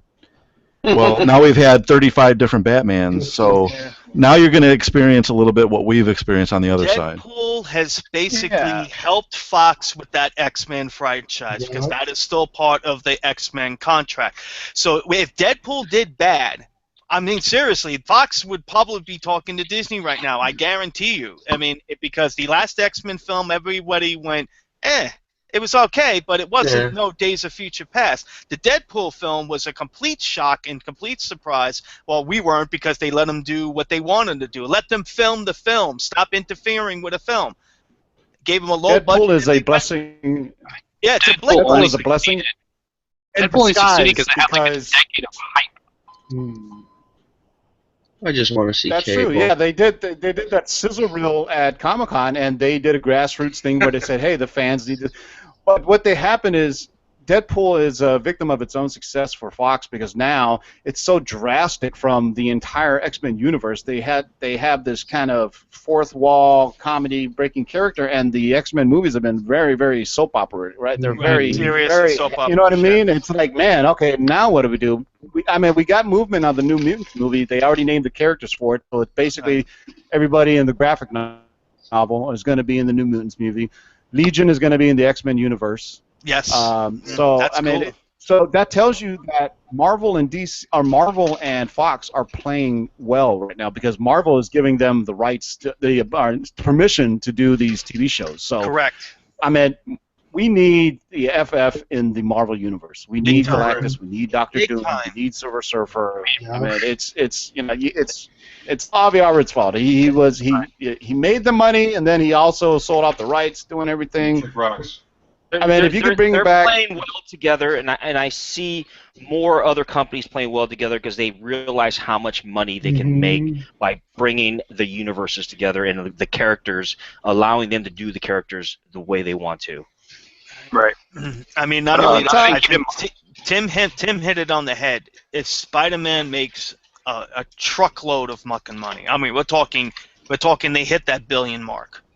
That's going to make Fox think of like, well, they really want to do this big thing here, and we're stuck in this, and if we can get Captain America, their heroes into our films as we're making them, that would be beneficial to us. So yeah, if Spider-Man makes a big chunk of money, I think we might. Who knows? We don't know what Fox is, because Fox and Disney don't see eye to eye on some things, but now they're kind of doing it because, like you said, Tim, they got the TV. They needed, Disney. They need Mickey Mouse to go, okay, guys, and so that's kind of like a little branch to them. So we got to see. I hope it happens. I think everybody wants that to happen because, you definitely need Fantastic Four in this big friggin' thing that they're going to do right now. You need them. And then the thing to think about is in the Phase 4, let's think about Disney for a second. Yeah, right now they're on top. But let's say these actors, Chris Evans, Robert Downey Jr., these people that have carried the flag since Iron Man 1 in 2008, if they pull out, then who's going to lead their flagship when they go on to Phase 4? Like, are we going to have to rely on, like, Guardians of the Galaxy, Captain Marvel? In order to go into Phase 4, and let's think about the general fan base, not us comic book fans. Like, we'll go and see fucking anything. But the general fan base, if you recast or you change something for a sequel, in this case it's in phases, not movies. But if you recast for a sequel, I'm not gonna go fucking see it. If you think about it, Natalie Portman and do you guys remember the first War Machine? Yeah, Terrence Howard. Remember Terrence Howard? I want more money. Okay, bye. See ya. Welcome in, Don Cheadle. We always wanted you, Don. Yeah, it's like, hey, Don, we really liked your work. But those are side characters. I'm talking about the movies. They're going to shape the whole, storyline of the phase. Like, where are they going to go in Phase 4? We've known, for how long now that Infinity War is where they're going with, Phase 1, 2, 2, and 3, and we've had Captain America, Thor, and Iron Man leading the way. But if those storyline of the phase, like, where are they going to be? You're going to need, for how long now, a strong story like Fantastic Four or the X-Men in order to carry the flagship through 4, 5, and 6, because what we have so far, I don't think we'll keep the success at the same level that Disney has been at. Well, if they're going to do that also, if they're going to bring Fantastic Four back, they got to, what was it, in the chat I noticed, the Great Legend. You got to bring the comic books back here. Come on, bring the Fantastic Four comics back. And you got to do them right. I mean, come on. You got all this other stuff that you're doing. You're doing this Marvel, now, 2.0 or whatever. Bring the Fantastic Four back. Bring all these other things back. Because you need the comics, too. You need people to pick up the comics because, seriously, the Fantastic Four have been, absolutely. I mean, you got to bring them back in there. I mean, come on, that's Marvel's first family. I mean, but you have to think about it. Me yelling about this, but that's the truth. But can you imagine having a cosmic universe, regardless it is the Avengers and the Guardians of the Galaxy, without having a Fantastic Four within that realm? It just does not make any sense to me. You have to think about it. From a general, we have to stop thinking about it as comic book fans. Like, the money comes from the general audience. How can I get Joe Schmo to walk into my theater and watch my comic book movie? Because that's where the money comes from. If they lose the attention from the general audiences, there's not going to be enough numbers to keep pumping out these movies. It's definitely going to take a lot after that horrible Fantastic Four. Well, I don't know why anybody would go see a second film of that. I really don't understand why. Fantastic Four and Green Lantern are in the same boat that they are so bad that the don't want to rehash them until the memory is really out of our... That crappy Fantastic Four. Goddamn, you got to give it a little bit of markup there, dude. Come on. Sorry, man. And how better to do it by making a better film or portraying the characters the way they're supposed to be portrayed. I mean, granted, I know based off money, based off of how much the film is supposed to bring in, how much the film is going to be pushing out on the making the film, but at the end of the day, the fanboys, the lovers of the cinema, of the characters, of the comic books, want those specific characters. Fantastic Four, Right, but they're not going to be able to afford to make those movies for us to see it if they can't convince the regular run-of-the-day people to go see these movies too. Correct. Because when you're talking about earlier, when we first started, you were telling me how in this particular genre of YouTube, it's hard to get subscribers. Well, it's this exact same thing in the movie. It's hard to get get people to read the comic books.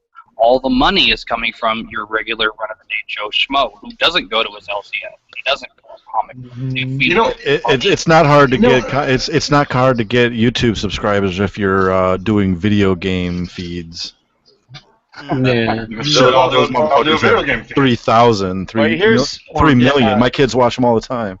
But as comic book jokes, I don't really. You know what really helps though a Fantastic Four movie. I mean, and hopefully they get over to Marvel is staff. Get the correct staff. Yep. Casting because Also, get away from Fox, but after that, get the correct staff because you're always talking about the director having an issue, and you see people casted, or for example, seeing like Jessica Alba playing Sue Storm. Who the fuck cast Jessica Alba as Sue Storm? Pardon my language there, Marty. I know you got a kid there. It's just one of those things that drives you batty and lose your mind. It can be so easy, but they won't make it easy. They don't want to do it. They just want to put out a bunch of crap on purpose. That's here's the thing: is whatever you say when you say Disney, the mouse. Really, it's not Disney. It's not the mouse. It's Marvel Studios and Kevin Feige. He has free reign. He moved out to. He no longer reports to Alan Fine. Kevin Feige reports to Disney. Disney said, you know what? Keep doing what you're doing, Feige. We're not going to fuck with you. Here, tell us how much it costs. We're going to write the check. They don't make any decisions without. what I'd be worried about is Kevin Feige got a fucking heart attack tomorrow. You know what I mean? It's like clone that motherfucker now. Freeze is playing along with Walt. Put that shit together somewhere. Ideas, you know what I mean? Clone Kevin Feige. Put him over to DC. You know what I'm saying? So they can make, because he's. They did. Somewhere I've read like inner reports where people have been to his office and he's got things planned out to 2020. So in 2 years from now, he'll probably have things planned out to 2024. And it's like building a comic book universe. You have to have stories continue. And you know what? I have no doubt that he's got contingencies in place that, hey, this actor doesn't want to play this anymore. This contract's running up. All right. We don't know what's going to happen in Avengers. Let me throw out this talking raccoon in a fucking tree. And if they got Fantastic Four or the X-Men, then that would just further solidify, okay, we're not going to lose fan base when we transition into Phase 4. Here's a bit of a controversial issue right here, guys. If you guys know the Spider-Verse, there's a lot of talk about the Spider-Verse coming up. But one of the latest breaking news that we have is that Mary Jane is actually going to be played by the actress Zendaya. If you guys don't know, very beautiful woman by all means. She fine as a motherfucker. She fine. She fine. She motherfucking fine. Do you guys see her as such a role as Mary Jane, though? What do you guys feel about that? Are you guys okay with it? You guys think they should have went a different route? What are your thoughts and opinions on that, guys? I don't see what the problem is. Yeah, there's no problem with it. I mean, we said it, when I talked about it last weekend. I mean, there should be no problem with it. If the story's right and she does it well, who cares? It's a story. Let's go with it. I mean, come on, people. It doesn't have to be exactly in the comics of their race, color, and creed. It's what the actor can do with that character to make the story better, good, or whatever. And trust me, you think they're going to just give these roles to these people just because they wanted to look good in front of the public eye? No, they're doing screen tests. They're checking everybody's background. They're checking to see how it will go well in the story. It's going to be fine. The people complaining, I think it's the ones that are complaining make it seem like the money's coming out of their pocket for these actors or actresses to get picked for these parts. I say, fuck them. Let her go ahead and play the fucking role and see fucking doing. Preach it, Ray. Preach it, my brother. Yeah, I got a computer now. Goddammit, let's go. I love it. Oh, look at that. I mean, look at that.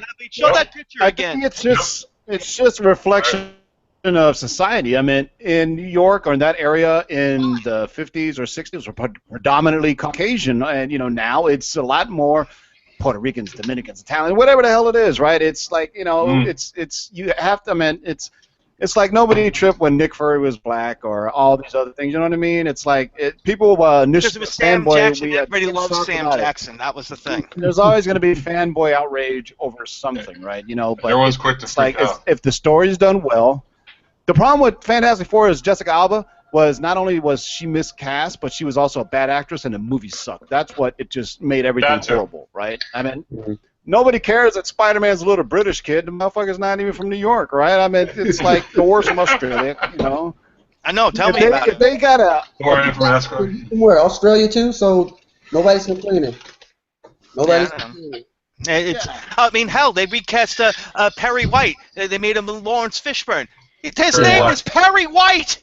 Come on. I mean, nobody complained about that. Nobody gave a shit back because it's Lawrence Fishburne. He's a good actor. Everybody's freaking out over this one because it's an iconic role. I look at that picture. I'm like, yeah, I see it. So give it a break, guys. Watch the film. I think it'll be fine. I can't see. They're not going to put anybody in these roles. They are making sure, especially that film. You haven't even seen her in the costume. Thank you. The makeup. Thank you. You haven't seen nothing yet. Yeah. In a situation like that, sorry to interrupt anyone.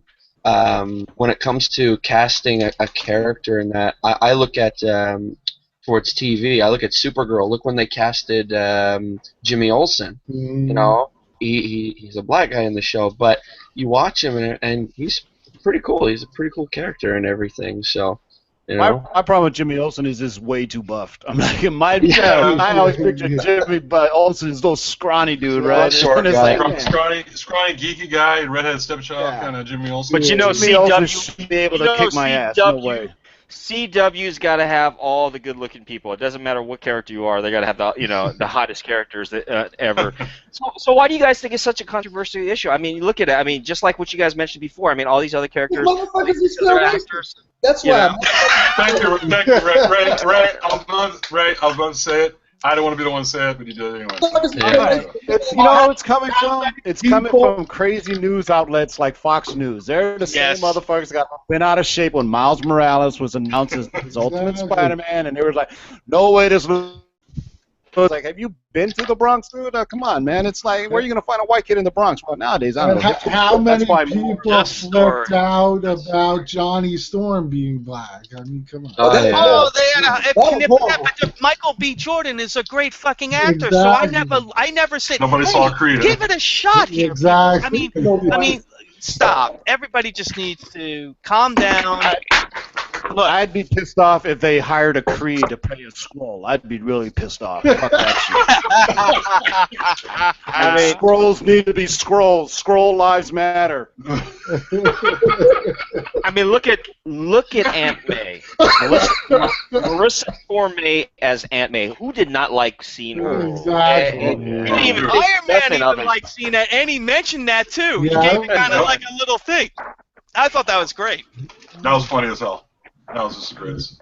Man, Marissa Tomei, man. Everyone's used to that old lady Aunt May, and then you see this hot That old decrepit lady.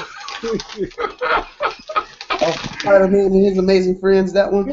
Yeah. Hey, let me ask you guys your theories on this Thor Ragnarok coming up here fairly shortly. There's a lot of talk. There's talking about a lot of reference, a lot of crossovers within this movie. So we're going to see a lot of different characters and probably the start of what we believe is going to be the cosmic type of universe and something major that's going to lead into the Infinity Gauntlet Wars and so on. What do you guys think, man? Any theories on that one so far? Did I see a picture of Hulk's battle armor? Yes. Was that real? Was that real? Yeah, that's real. So, I mean, Planet Hulk? What? No, the newest picture is quite possibly Mistress Death, which makes sense because of Thanos. There is a picture of somebody in a blue hood that's Yeah, I don't agree with that. So my question about I think that was her, I think that was someone. I think that was the studio covering a costume up. Like, to me, that picture Ryan, looked like I have she was Captain wrapped America up. 26. Stop it, goddamn. We're speculating. Drive the prices up on this motherfucker. That's Mistress Death. That's how we do things around here. Mistress. Okay. Sorry. It No, was but we know death. It was death. This is what we know about Thor Ragnarok so far. It's going to be a gladiator world, and Jeff Goldblum is going to play, I think, the Grandmaster, right? So that's another elder of the universe. Benicio del Toro is the other elder who is the collector. So now we know that perhaps that's Thor's and it's going to hook up with the Hulk. So we've got nobody thinks about Thor in the Marvel universe as the cosmic connection, but it is. I mean, Thor throughout this time. I mean, if you look at the first Fire Lord, that's happened in a Thor book. He's always fighting Galactus.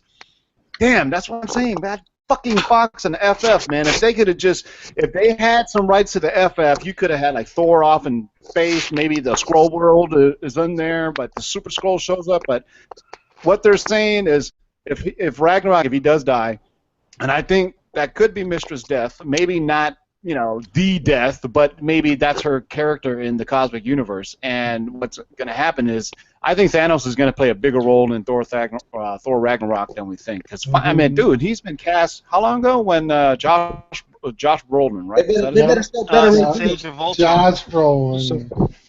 So my thought. Josh Brolin came. Go ahead.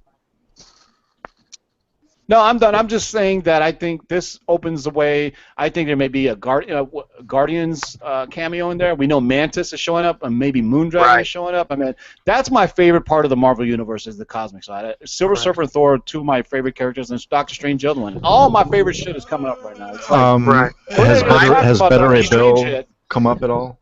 Yes, there's been rumors. I think Warlock. Yeah, I think Warlock will show up before Beta Ray Bill does. I think Warlock is right around the corner. You wait and see. He's right around the corner.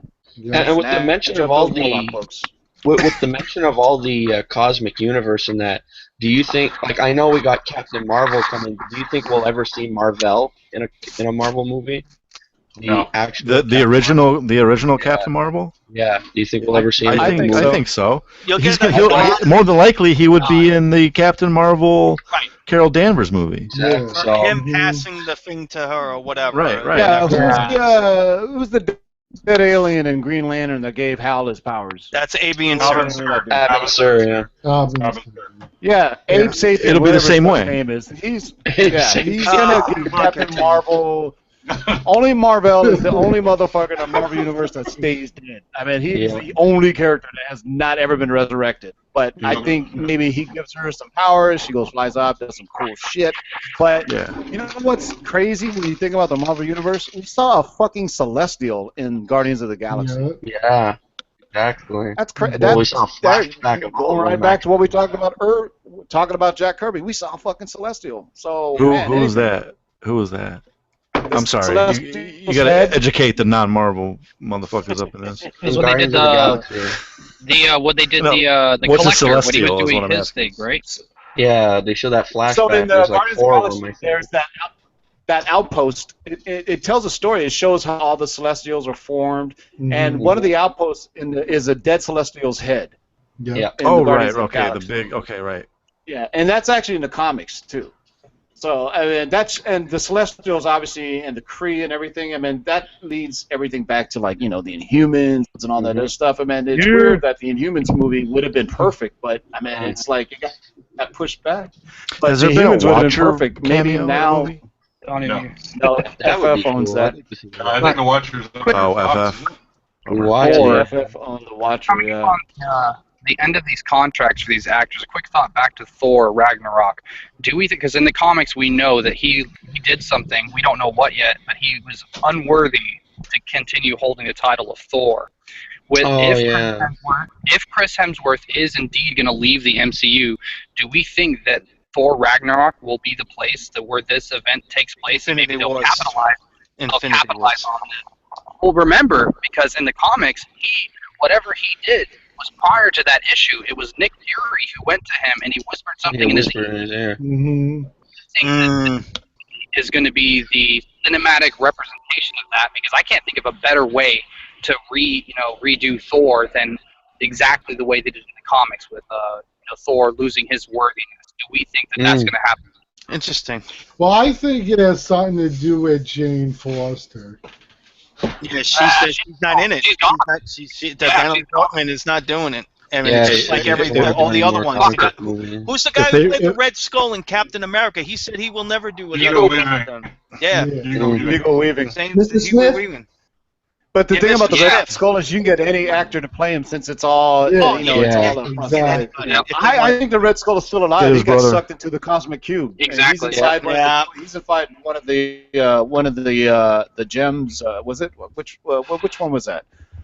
He got sucked into it, so you didn't really see him die per se. That's why I think Infinity Gauntlet. I think the one from the Tesseract. The one from the Tesseract. It was the cosmic cube. The Tesseract. Right. So, and also what they showed on the footage is they showed Odin is back alive, and they showed Thor and Loki going, and Doctor Strange is going to be in Thor Ragnarok, because apparently the theory is that Thor and Loki are asking Stephen Strange to help them locate Odin. And you notice Odin kind of looks like that crazy old dude on the subway. He's just walking around and shit. Don't fuck with him though. He'll throw a lightning bolt at you. Don't mess with that old crazy guy. James, remember that crazy old dude on the bus in Oakland who whooped that young kid's ass? Oh yeah, you remember that? No, he's talking about Lake Mirror. Yeah, that guy. That was Odin. That was Odin. I'm there was a viral video. Yeah, there was a viral video that came out like 5 years ago. This crazy old guy, he's like 60 years old, is on a bus in Oakland, and some young thug was mouthing off on him. This old man whooped his ass. Whooped his ass. I totally remember that. Oh man. Oh, he knocked him the fuck out. And that's like what Odin looks like, all disheveled and shit. Now I gotta go find that fucking video now. That's great. And let me ask you guys, the final gem, the final gem, is it the Eye of Agamotto, or is it? Am I mistaken on that one? Yes. Wasn't it in Odin? There's two. There's throne two room? left, isn't there? Yeah. Supposedly there was one in Odin's throne room, and No, that I was think, the gauntlet. No, there was footage. How where many they stones are walked there? by. 6? Yeah, there's 2 left. We still have 2. They're talking about doing one in Doctor Strange, and then the last one is there's still up to speculation on where that's going to pop up. But I believe we still have 2 stones that have not popped up. No, you're right, because it's 4. It's the Tesseract, the Ether, Yeah, that's right. Vision's forehead, and There the you Guardians of go. the Galaxy one. Loki's staff. And Loki's staff. Yeah, what's going to happen to Vision when Thanos tears off that gem? Is he still going to be alive? Because that's the thing that's giving him... his powers. Yeah. That was cool. Wasn't in the comic books, though. Parts. In the comic books, wasn't Vision... He was part of Ultron, right? Or even in the movie, he was part of Ultron, so maybe there's a different power source. Who knows? He has no infinity conscious at all. He has some red thing. I mean, if you really want to go in the comic books, it's Adam Warlock has the one. That's the other infinity gem. The one that Warlock has in his forehead. I think that's the soul gem that Adam Warlock has. That's why I think Adam Warlock is definitely coming in the movies. He plays a very prominent role in the entire Infinity series of books, Watch, Guardian, whatever, Infinity book.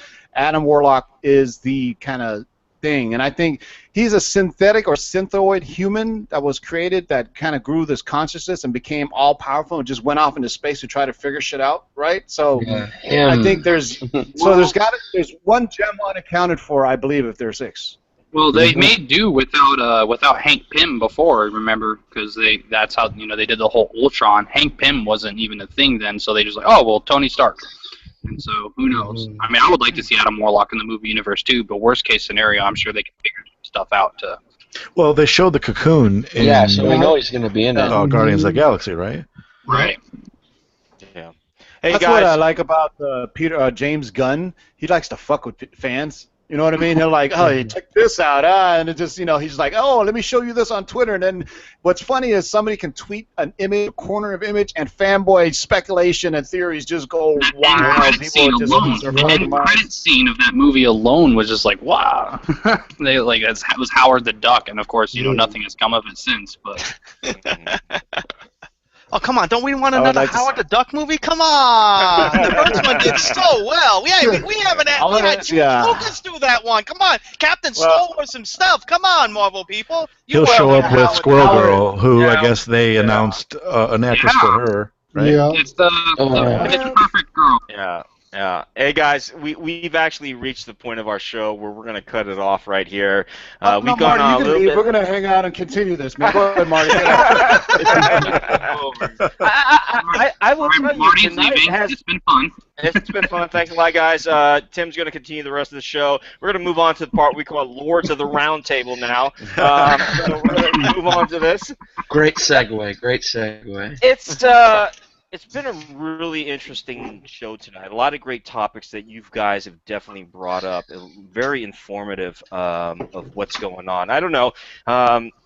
We had a lot going on within the past couple weeks with comic book releases and a lot of the news that we've mentioned. Unfortunately, I couldn't get to a lot of the topics that I put up because we had so much to talk about, and it just led to a lot of things. But you guys did an absolutely amazing job with the show, man. I didn't have to do a lot of mediating. I didn't have to do a lot of hosting on this because you guys really carry the show, and I really appreciate that because, as I always say, me and Ray always say, you guys make the show. It's not us. We just kind of didn't have to caveat at all. No caveats tonight. No caveats. It's a caveat-free show. Yeah, this was a very, very informative show. I myself learned a lot. It definitely led up to a lot of things that we could speculate. And I noticed one thing too, doing Comic Talk and doing Lords of the Round Table, I noticed that sometimes these shows actually dictate the market watch on eBay based off what we talk about, believe it or not. Because when I actually look at a specific comic, and after talking about it a certain time, I'll look on the market watch, which we know is eBay or Amazon or anything within that nature, even the LCSs we look at, you know. So that dictates a lot of that stuff sometimes. And I notice some of our input has a lot of influence on what is sold out there. So we have to be really careful and make sure you get those books before you talk about it, or you're just going to be screwing yourself. Captain America 26, first appearance of Mistress Death. Captain Marvel, not Captain America. Captain Marvel, yeah. And get both. Fuck it. Yeah. Instead of doing a Why not? Instead of doing a final thoughts and shout outs, what we normally do on the show, I want to do something a little different. I want to do and starting down with Tim first. Your top pick of what's coming up that maybe you should invest on based off speculation, based off anything we talked about, based off anything you've heard in the news that we can probably look at getting before it gets any bigger than what it is right now. Tim, go ahead. I got two things. First, look out for a new book coming out from IDW called Revolution. It takes all their Hasbro or game toy properties like Micronauts, ROM, Transformers, G.I. Joe, and it's going to be all in one title. Also coming up will be Tyler Kirkman's return to Marvel. He's going to be doing a special variant cover to Champions #1. For comic book fanatic viewers, watchers, subscribers, use the Lords of the Longbacks code of Keep Digging. All one word, get 10% off on KRSComics.com. Tyler Kirkman has been working for Marvel in at least 5 or 6 years. It's so secretive they haven't even unveiled what it looks like. I've seen part of it. It's fucking awesome. There's going to be a color and black and white variant. Go to KRSComics.com. Look for the Champions #1 Tyler Kirkman variant. Use the code Keep Digging, all one word, get 10% off. There's also a Deadpool Back in Black variant. Go there, use that code Keep Digging. You get 10% off. Tyler Kirkman hasn't done work for Marvel in a long time. It's going to be a hot book, so peep it out and keep digging. Keep digging. All right, Ray, what about you, brother? Maybe some top picks to look out for based off speculation, upcoming things, man. For me, that's a hard one because I just basically, just get my Thor. That's all I pretty much got for, man. Get some Thor, man. Yeah, you get the Thor, but I don't know. I mean, shit, I'm waiting on that He-Man and Thundercats team up coming out. I want to say that's October. And shit, that's basically about it. My speculation, just get that because everybody grew up in the '80s watching He-Man and Thundercats. So I think it's about time that they teamed up and have a nice little. I think it's 6 issues, so that's what I'm looking forward to. Thanks a lot, brother. Frank Cash, Punisher 88, brother. Go ahead. I got 3 books, actually, and they're all Thor related. So you got Thor 132 and 133, first cameo and first appearance of Ego, and Thor issue 199, first appearance of Ego Prime, since it's been announced that Ego is going to be in Guardians of the Galaxy 2. So I think it would be better to go with Thor 199 because I think it's going to be Ego Prime, so who knows. Awesome, brother. Go ahead, Marky Mark. Go ahead, brother. Wait a minute. Hold on. There we go. There we go. Oh, fuck, God, it's freaking Google. Anyway, geez. What haven't I said, the what to get and everything? Everybody else is hitting on everything. So since I like to have a debate with a certain amount of people about underwater people, that guy. I would say yeah. I'm not gonna be blind. Yes, good time to get some Submariner books. Get his key. Good time to get some Aquaman keys also. Right now, they're starting to creep up. They've been creeping up ever since I've been trying to find them, which I finally did. The ones you want to definitely get is that Black Manta, that Black Manta 35. You want to get Mira's first appearance. That's number 11. Tim, what other Submariner? You know the Submariners issue. Anything with the villains, the number ones? I mean, that's especially Submariner. They're really not that big in price yet, but they're going to get up there because didn't they get the rights back They got the rights back to Submariner. Yeah. So Stingray, dude. Get I that would definitely Submariner like 19 or some shit. This is the first. Yeah, definitely First get appearance the of Stingray, because underwater. Stingray is a underwater people. Yeah. Time to get the snorks. Come on. Snorks. No, seriously, you got to get. What's the first appearance of Aquaman's Seahorse? What's that? Oh comic? Christ! I think that was issue. I don't know. I'm googling it right now. No, that's still right as Steve Horse. I think that's Super Friends, 1971. I don't see Submariner with his fucking head around either, so I don't know. That's the funniest fucking thing I ever in my life. I don't think Aquaman rode a seahorse in the comic books. You know that what? was Super You know Friends. what? When I got it everybody for you wants guys. to make fun of Aquaman, but I'm telling you, man, when they show you can say what the fuck you guys want. But I'm telling you, it's going to be interesting. I mean, seriously, all kidding aside, it's going to be interesting how when that film comes out and how Momoa plays him and see what Marvel's going to do with bringing Submariner. And it's going to be really interesting. And I am one looking forward to both of them being in, regardless of what people say. But, you know where I stand on who's better, but I'm not going to get into it. But that's it. That's all I got. Good night. I'm out of here. Mic drop. Quick little thing, folks. For those of you who are curious, Aquaman's seahorse name was Storm, and he made his first appearance in Aquaman issue 23 in 1995. Not curious. Not curious. Sorry. So TV star. one thing that I've begun to learn about being a part of this community, man, and I learned new things every day. One of the newest things, and I'm sorry to say this, but the Holy Grail Club is not a club that I want to be in because there are very snobby people, and one of the most snobbiest people here is Mr. Golden State James, Mr. Amazing Fantasy number 15 himself. X-Men number 1. I don't know, guys, but go ahead, Mr. Golden State. Excuse me while I hold my original art germ drawing here. I'm sorry. I was holding it here. Does that say nothing? No, you put me on the spot, dude. When it comes to speculations, I'd say pick up anything what if related. Because it's starting to become fact nowadays. Actually, it's funny you mentioned that. I found this today. This beautiful little.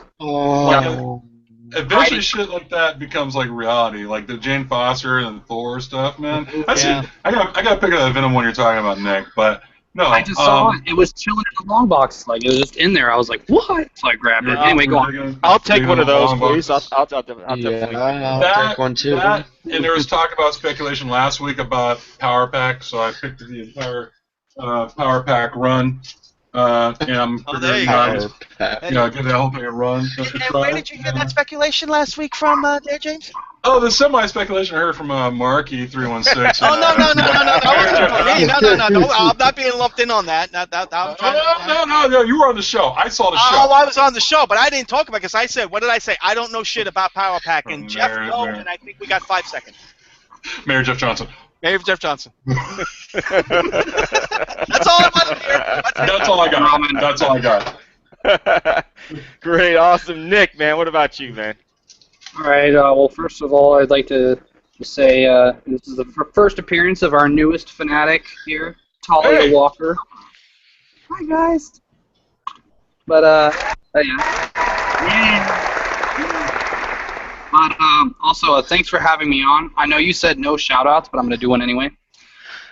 Shout-out to myself, because I'm awesome. I just started pumping out videos this week, and my channel... Shameless plug, Tim. Shameless plug. But I'm going to be focused on mostly Inhuman stuff, so Inhuman Nick, come check me out. But in that regards... forward speculation, if they ever do decide to do a movie, some pickups. Oh, I gotta cry. Come back to me.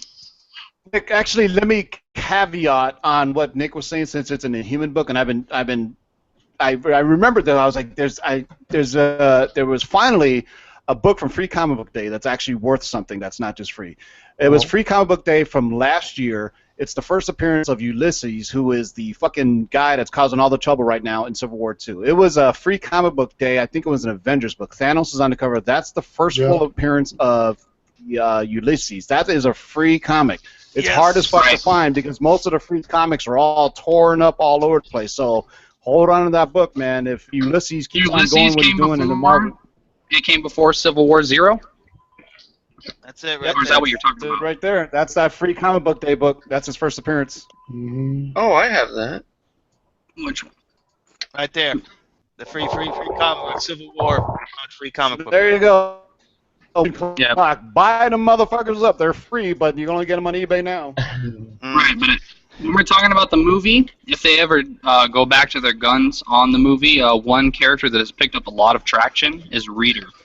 That being said, go pick up, it's right before Secret Wars. It's called Inhuman, #4. That is the first appearance of Reader. And I guarantee you, if they do a movie, they're gonna be going with some of these all new Inhumans to be more, diverse and, politically correct. But I guarantee you, Reader is gonna be in it. So go pick that up. It's cover. You get a cover price, $4. Go get it. Inhuman #4. Cool. Awesome, brother. Thanks a lot. Glad you can come back to it. Hero statue collector Lou, man. I don't know. I don't know. Maybe comic books, maybe statues. Well, you I bring would on say statues? comic book wise, pick up the Adam Warlock books, Infinity Watch. I'm a big fan of that series. Also, definitely look out for it if you're into statues. There is going to be a Thanos on throne by Sideshow, and we should be seeing it soon. So Talking about premium format version, right? Premium format. Okay. Yeah, and if you guys don't know, I think the last statue on throne that made it really big was the Doctor Doom one, which is like worth thousands right now, man. And Lou, just to let you know, I actually I went to Capstone Comics over the weekend, which is here in Austin. I found the Miss Marvel and the X-23 premium formats by Sideshow Collectibles, the one I told you that I wanted, and the prices on that are $1,000 to $1,100 now, based off the selling price of $300. Yeah, that's about right. Wow. That's about right. Yeah. Yeah, I And, was all right. able to pick up my X-23 back in the day for around $600, but now you ain't gonna see her for under $1,000. You're not going to see her. Especially with the speculation that she'll be in the new Wolverine. Right. I lost a bid on her about a year and a half ago for about $340. I got outbid. Yeah. So I was a little disappointed. Beautiful piece. Beautiful piece. Absolutely beautiful piece. If you guys are into statues, I definitely recommend the Miss Marvel because of what they're doing with the universe on her. The X-23, those prices on those statues are crazy right now. But if you can find it for definitely a decent deal, I recommend it. So. All right, my boy Darkside Jedi Ryan. What's up, brother? Go ahead, man. Your turn. Yo. All right, well, as far as books, get anything DC Dark related. Right now, DC Dark. Oh, yeah. Get it. Oh, yeah. Get it. That's pretty much Down. it. Anything DC Dark. I'm not going to even name issues. Oh, anybody in that dark universe, magic universe, get them. Get it. And as far as anything else, me and Tim and you and Marky, we're going to be back on Friday. Yay! I'm ready for it. Lords of the Round Table, brothers, ladies and gentlemen. If you guys We're back. enjoyed a lot of what we talked about this evening, I think you would definitely enjoy Lords of the Round Table because we get into a little bit more detail. We get into a little bit more about the speculation in the market watches and what to look out for. So I think that's definitely, and Ryan, absolutely, man. I'm late on board on this right here, but I just heard about it within the past week or so. Justice League, Dark, anything like that, you guys definitely want to pick up, man. Get it while it's still cheap, man. If you want to be Swamp Thing 50, House of Secrets 92, Swamp Strange Thing Adventures 37, 205. Strange Adventures 205. Those are the books you want to look for. You can Hawkman get some of the number 4. peripheral, Hawkman 4. You can get some of the peripheral stuff, but hey, and even some of the New 52, Justice League Dark, Justice League Dark number 9, Justice League Dark number 1. Those are Wait, important did you guys books. talk about the movie news? Yeah. No, you guys, yeah. I Well, mean, don't, because we're going to talk about it on Lords of the Round Table. That's right. Screw We're you waiting. guys. Friday, 8 East, 5 Pacific, on YouTube, baby, on YouTube. All Shameless right. plug, shameless plug, Ryan. And thank you so much for inviting me tonight. You know, I know you've invited me a few other times. I've been kind of had other engagements, but I'm glad I could make it tonight. I really have a lot of fun with you guys. This is my second or third appearance, and I hope to have more in the upcoming episodes. Yeah. I'm glad you were able to make it on. Engagement, a new word for hand job. Yeah. But he's really good at it. Well, he keeps on coming back for more. Oh! Ribbed fingers for your enjoyment. This is by no means. This is by no means a family show. So if you have your kids watching, get them off now. Get them off now, guys. No babies. Ryan, absolutely great to have you as always, man. I really appreciate you coming on. I'm glad you had fun, man, and I know you would, because you always do, man. You always have fun on this show. But guys, thank you so much for coming on. To the rest of the panel members, thank you for all the people that are in the chat forum right here and making their contributions as well. Another wonderful, great week coming up, guys. Really exciting week. There's a few books that are on my list to definitely look out for. You guys heard it from the rest of the panel members over here. Have a wonderful night, guys. You guys take care of yourself. I will talk to you guys hopefully next week, or if not, check out my videos. And you guys have a good time out there. Enjoy collecting your comic books. Enjoy collecting your statues. And I will see you guys. You guys, peace out. Take care of yourselves, and I'll talk to you guys soon. Don't be a dick in the live chats.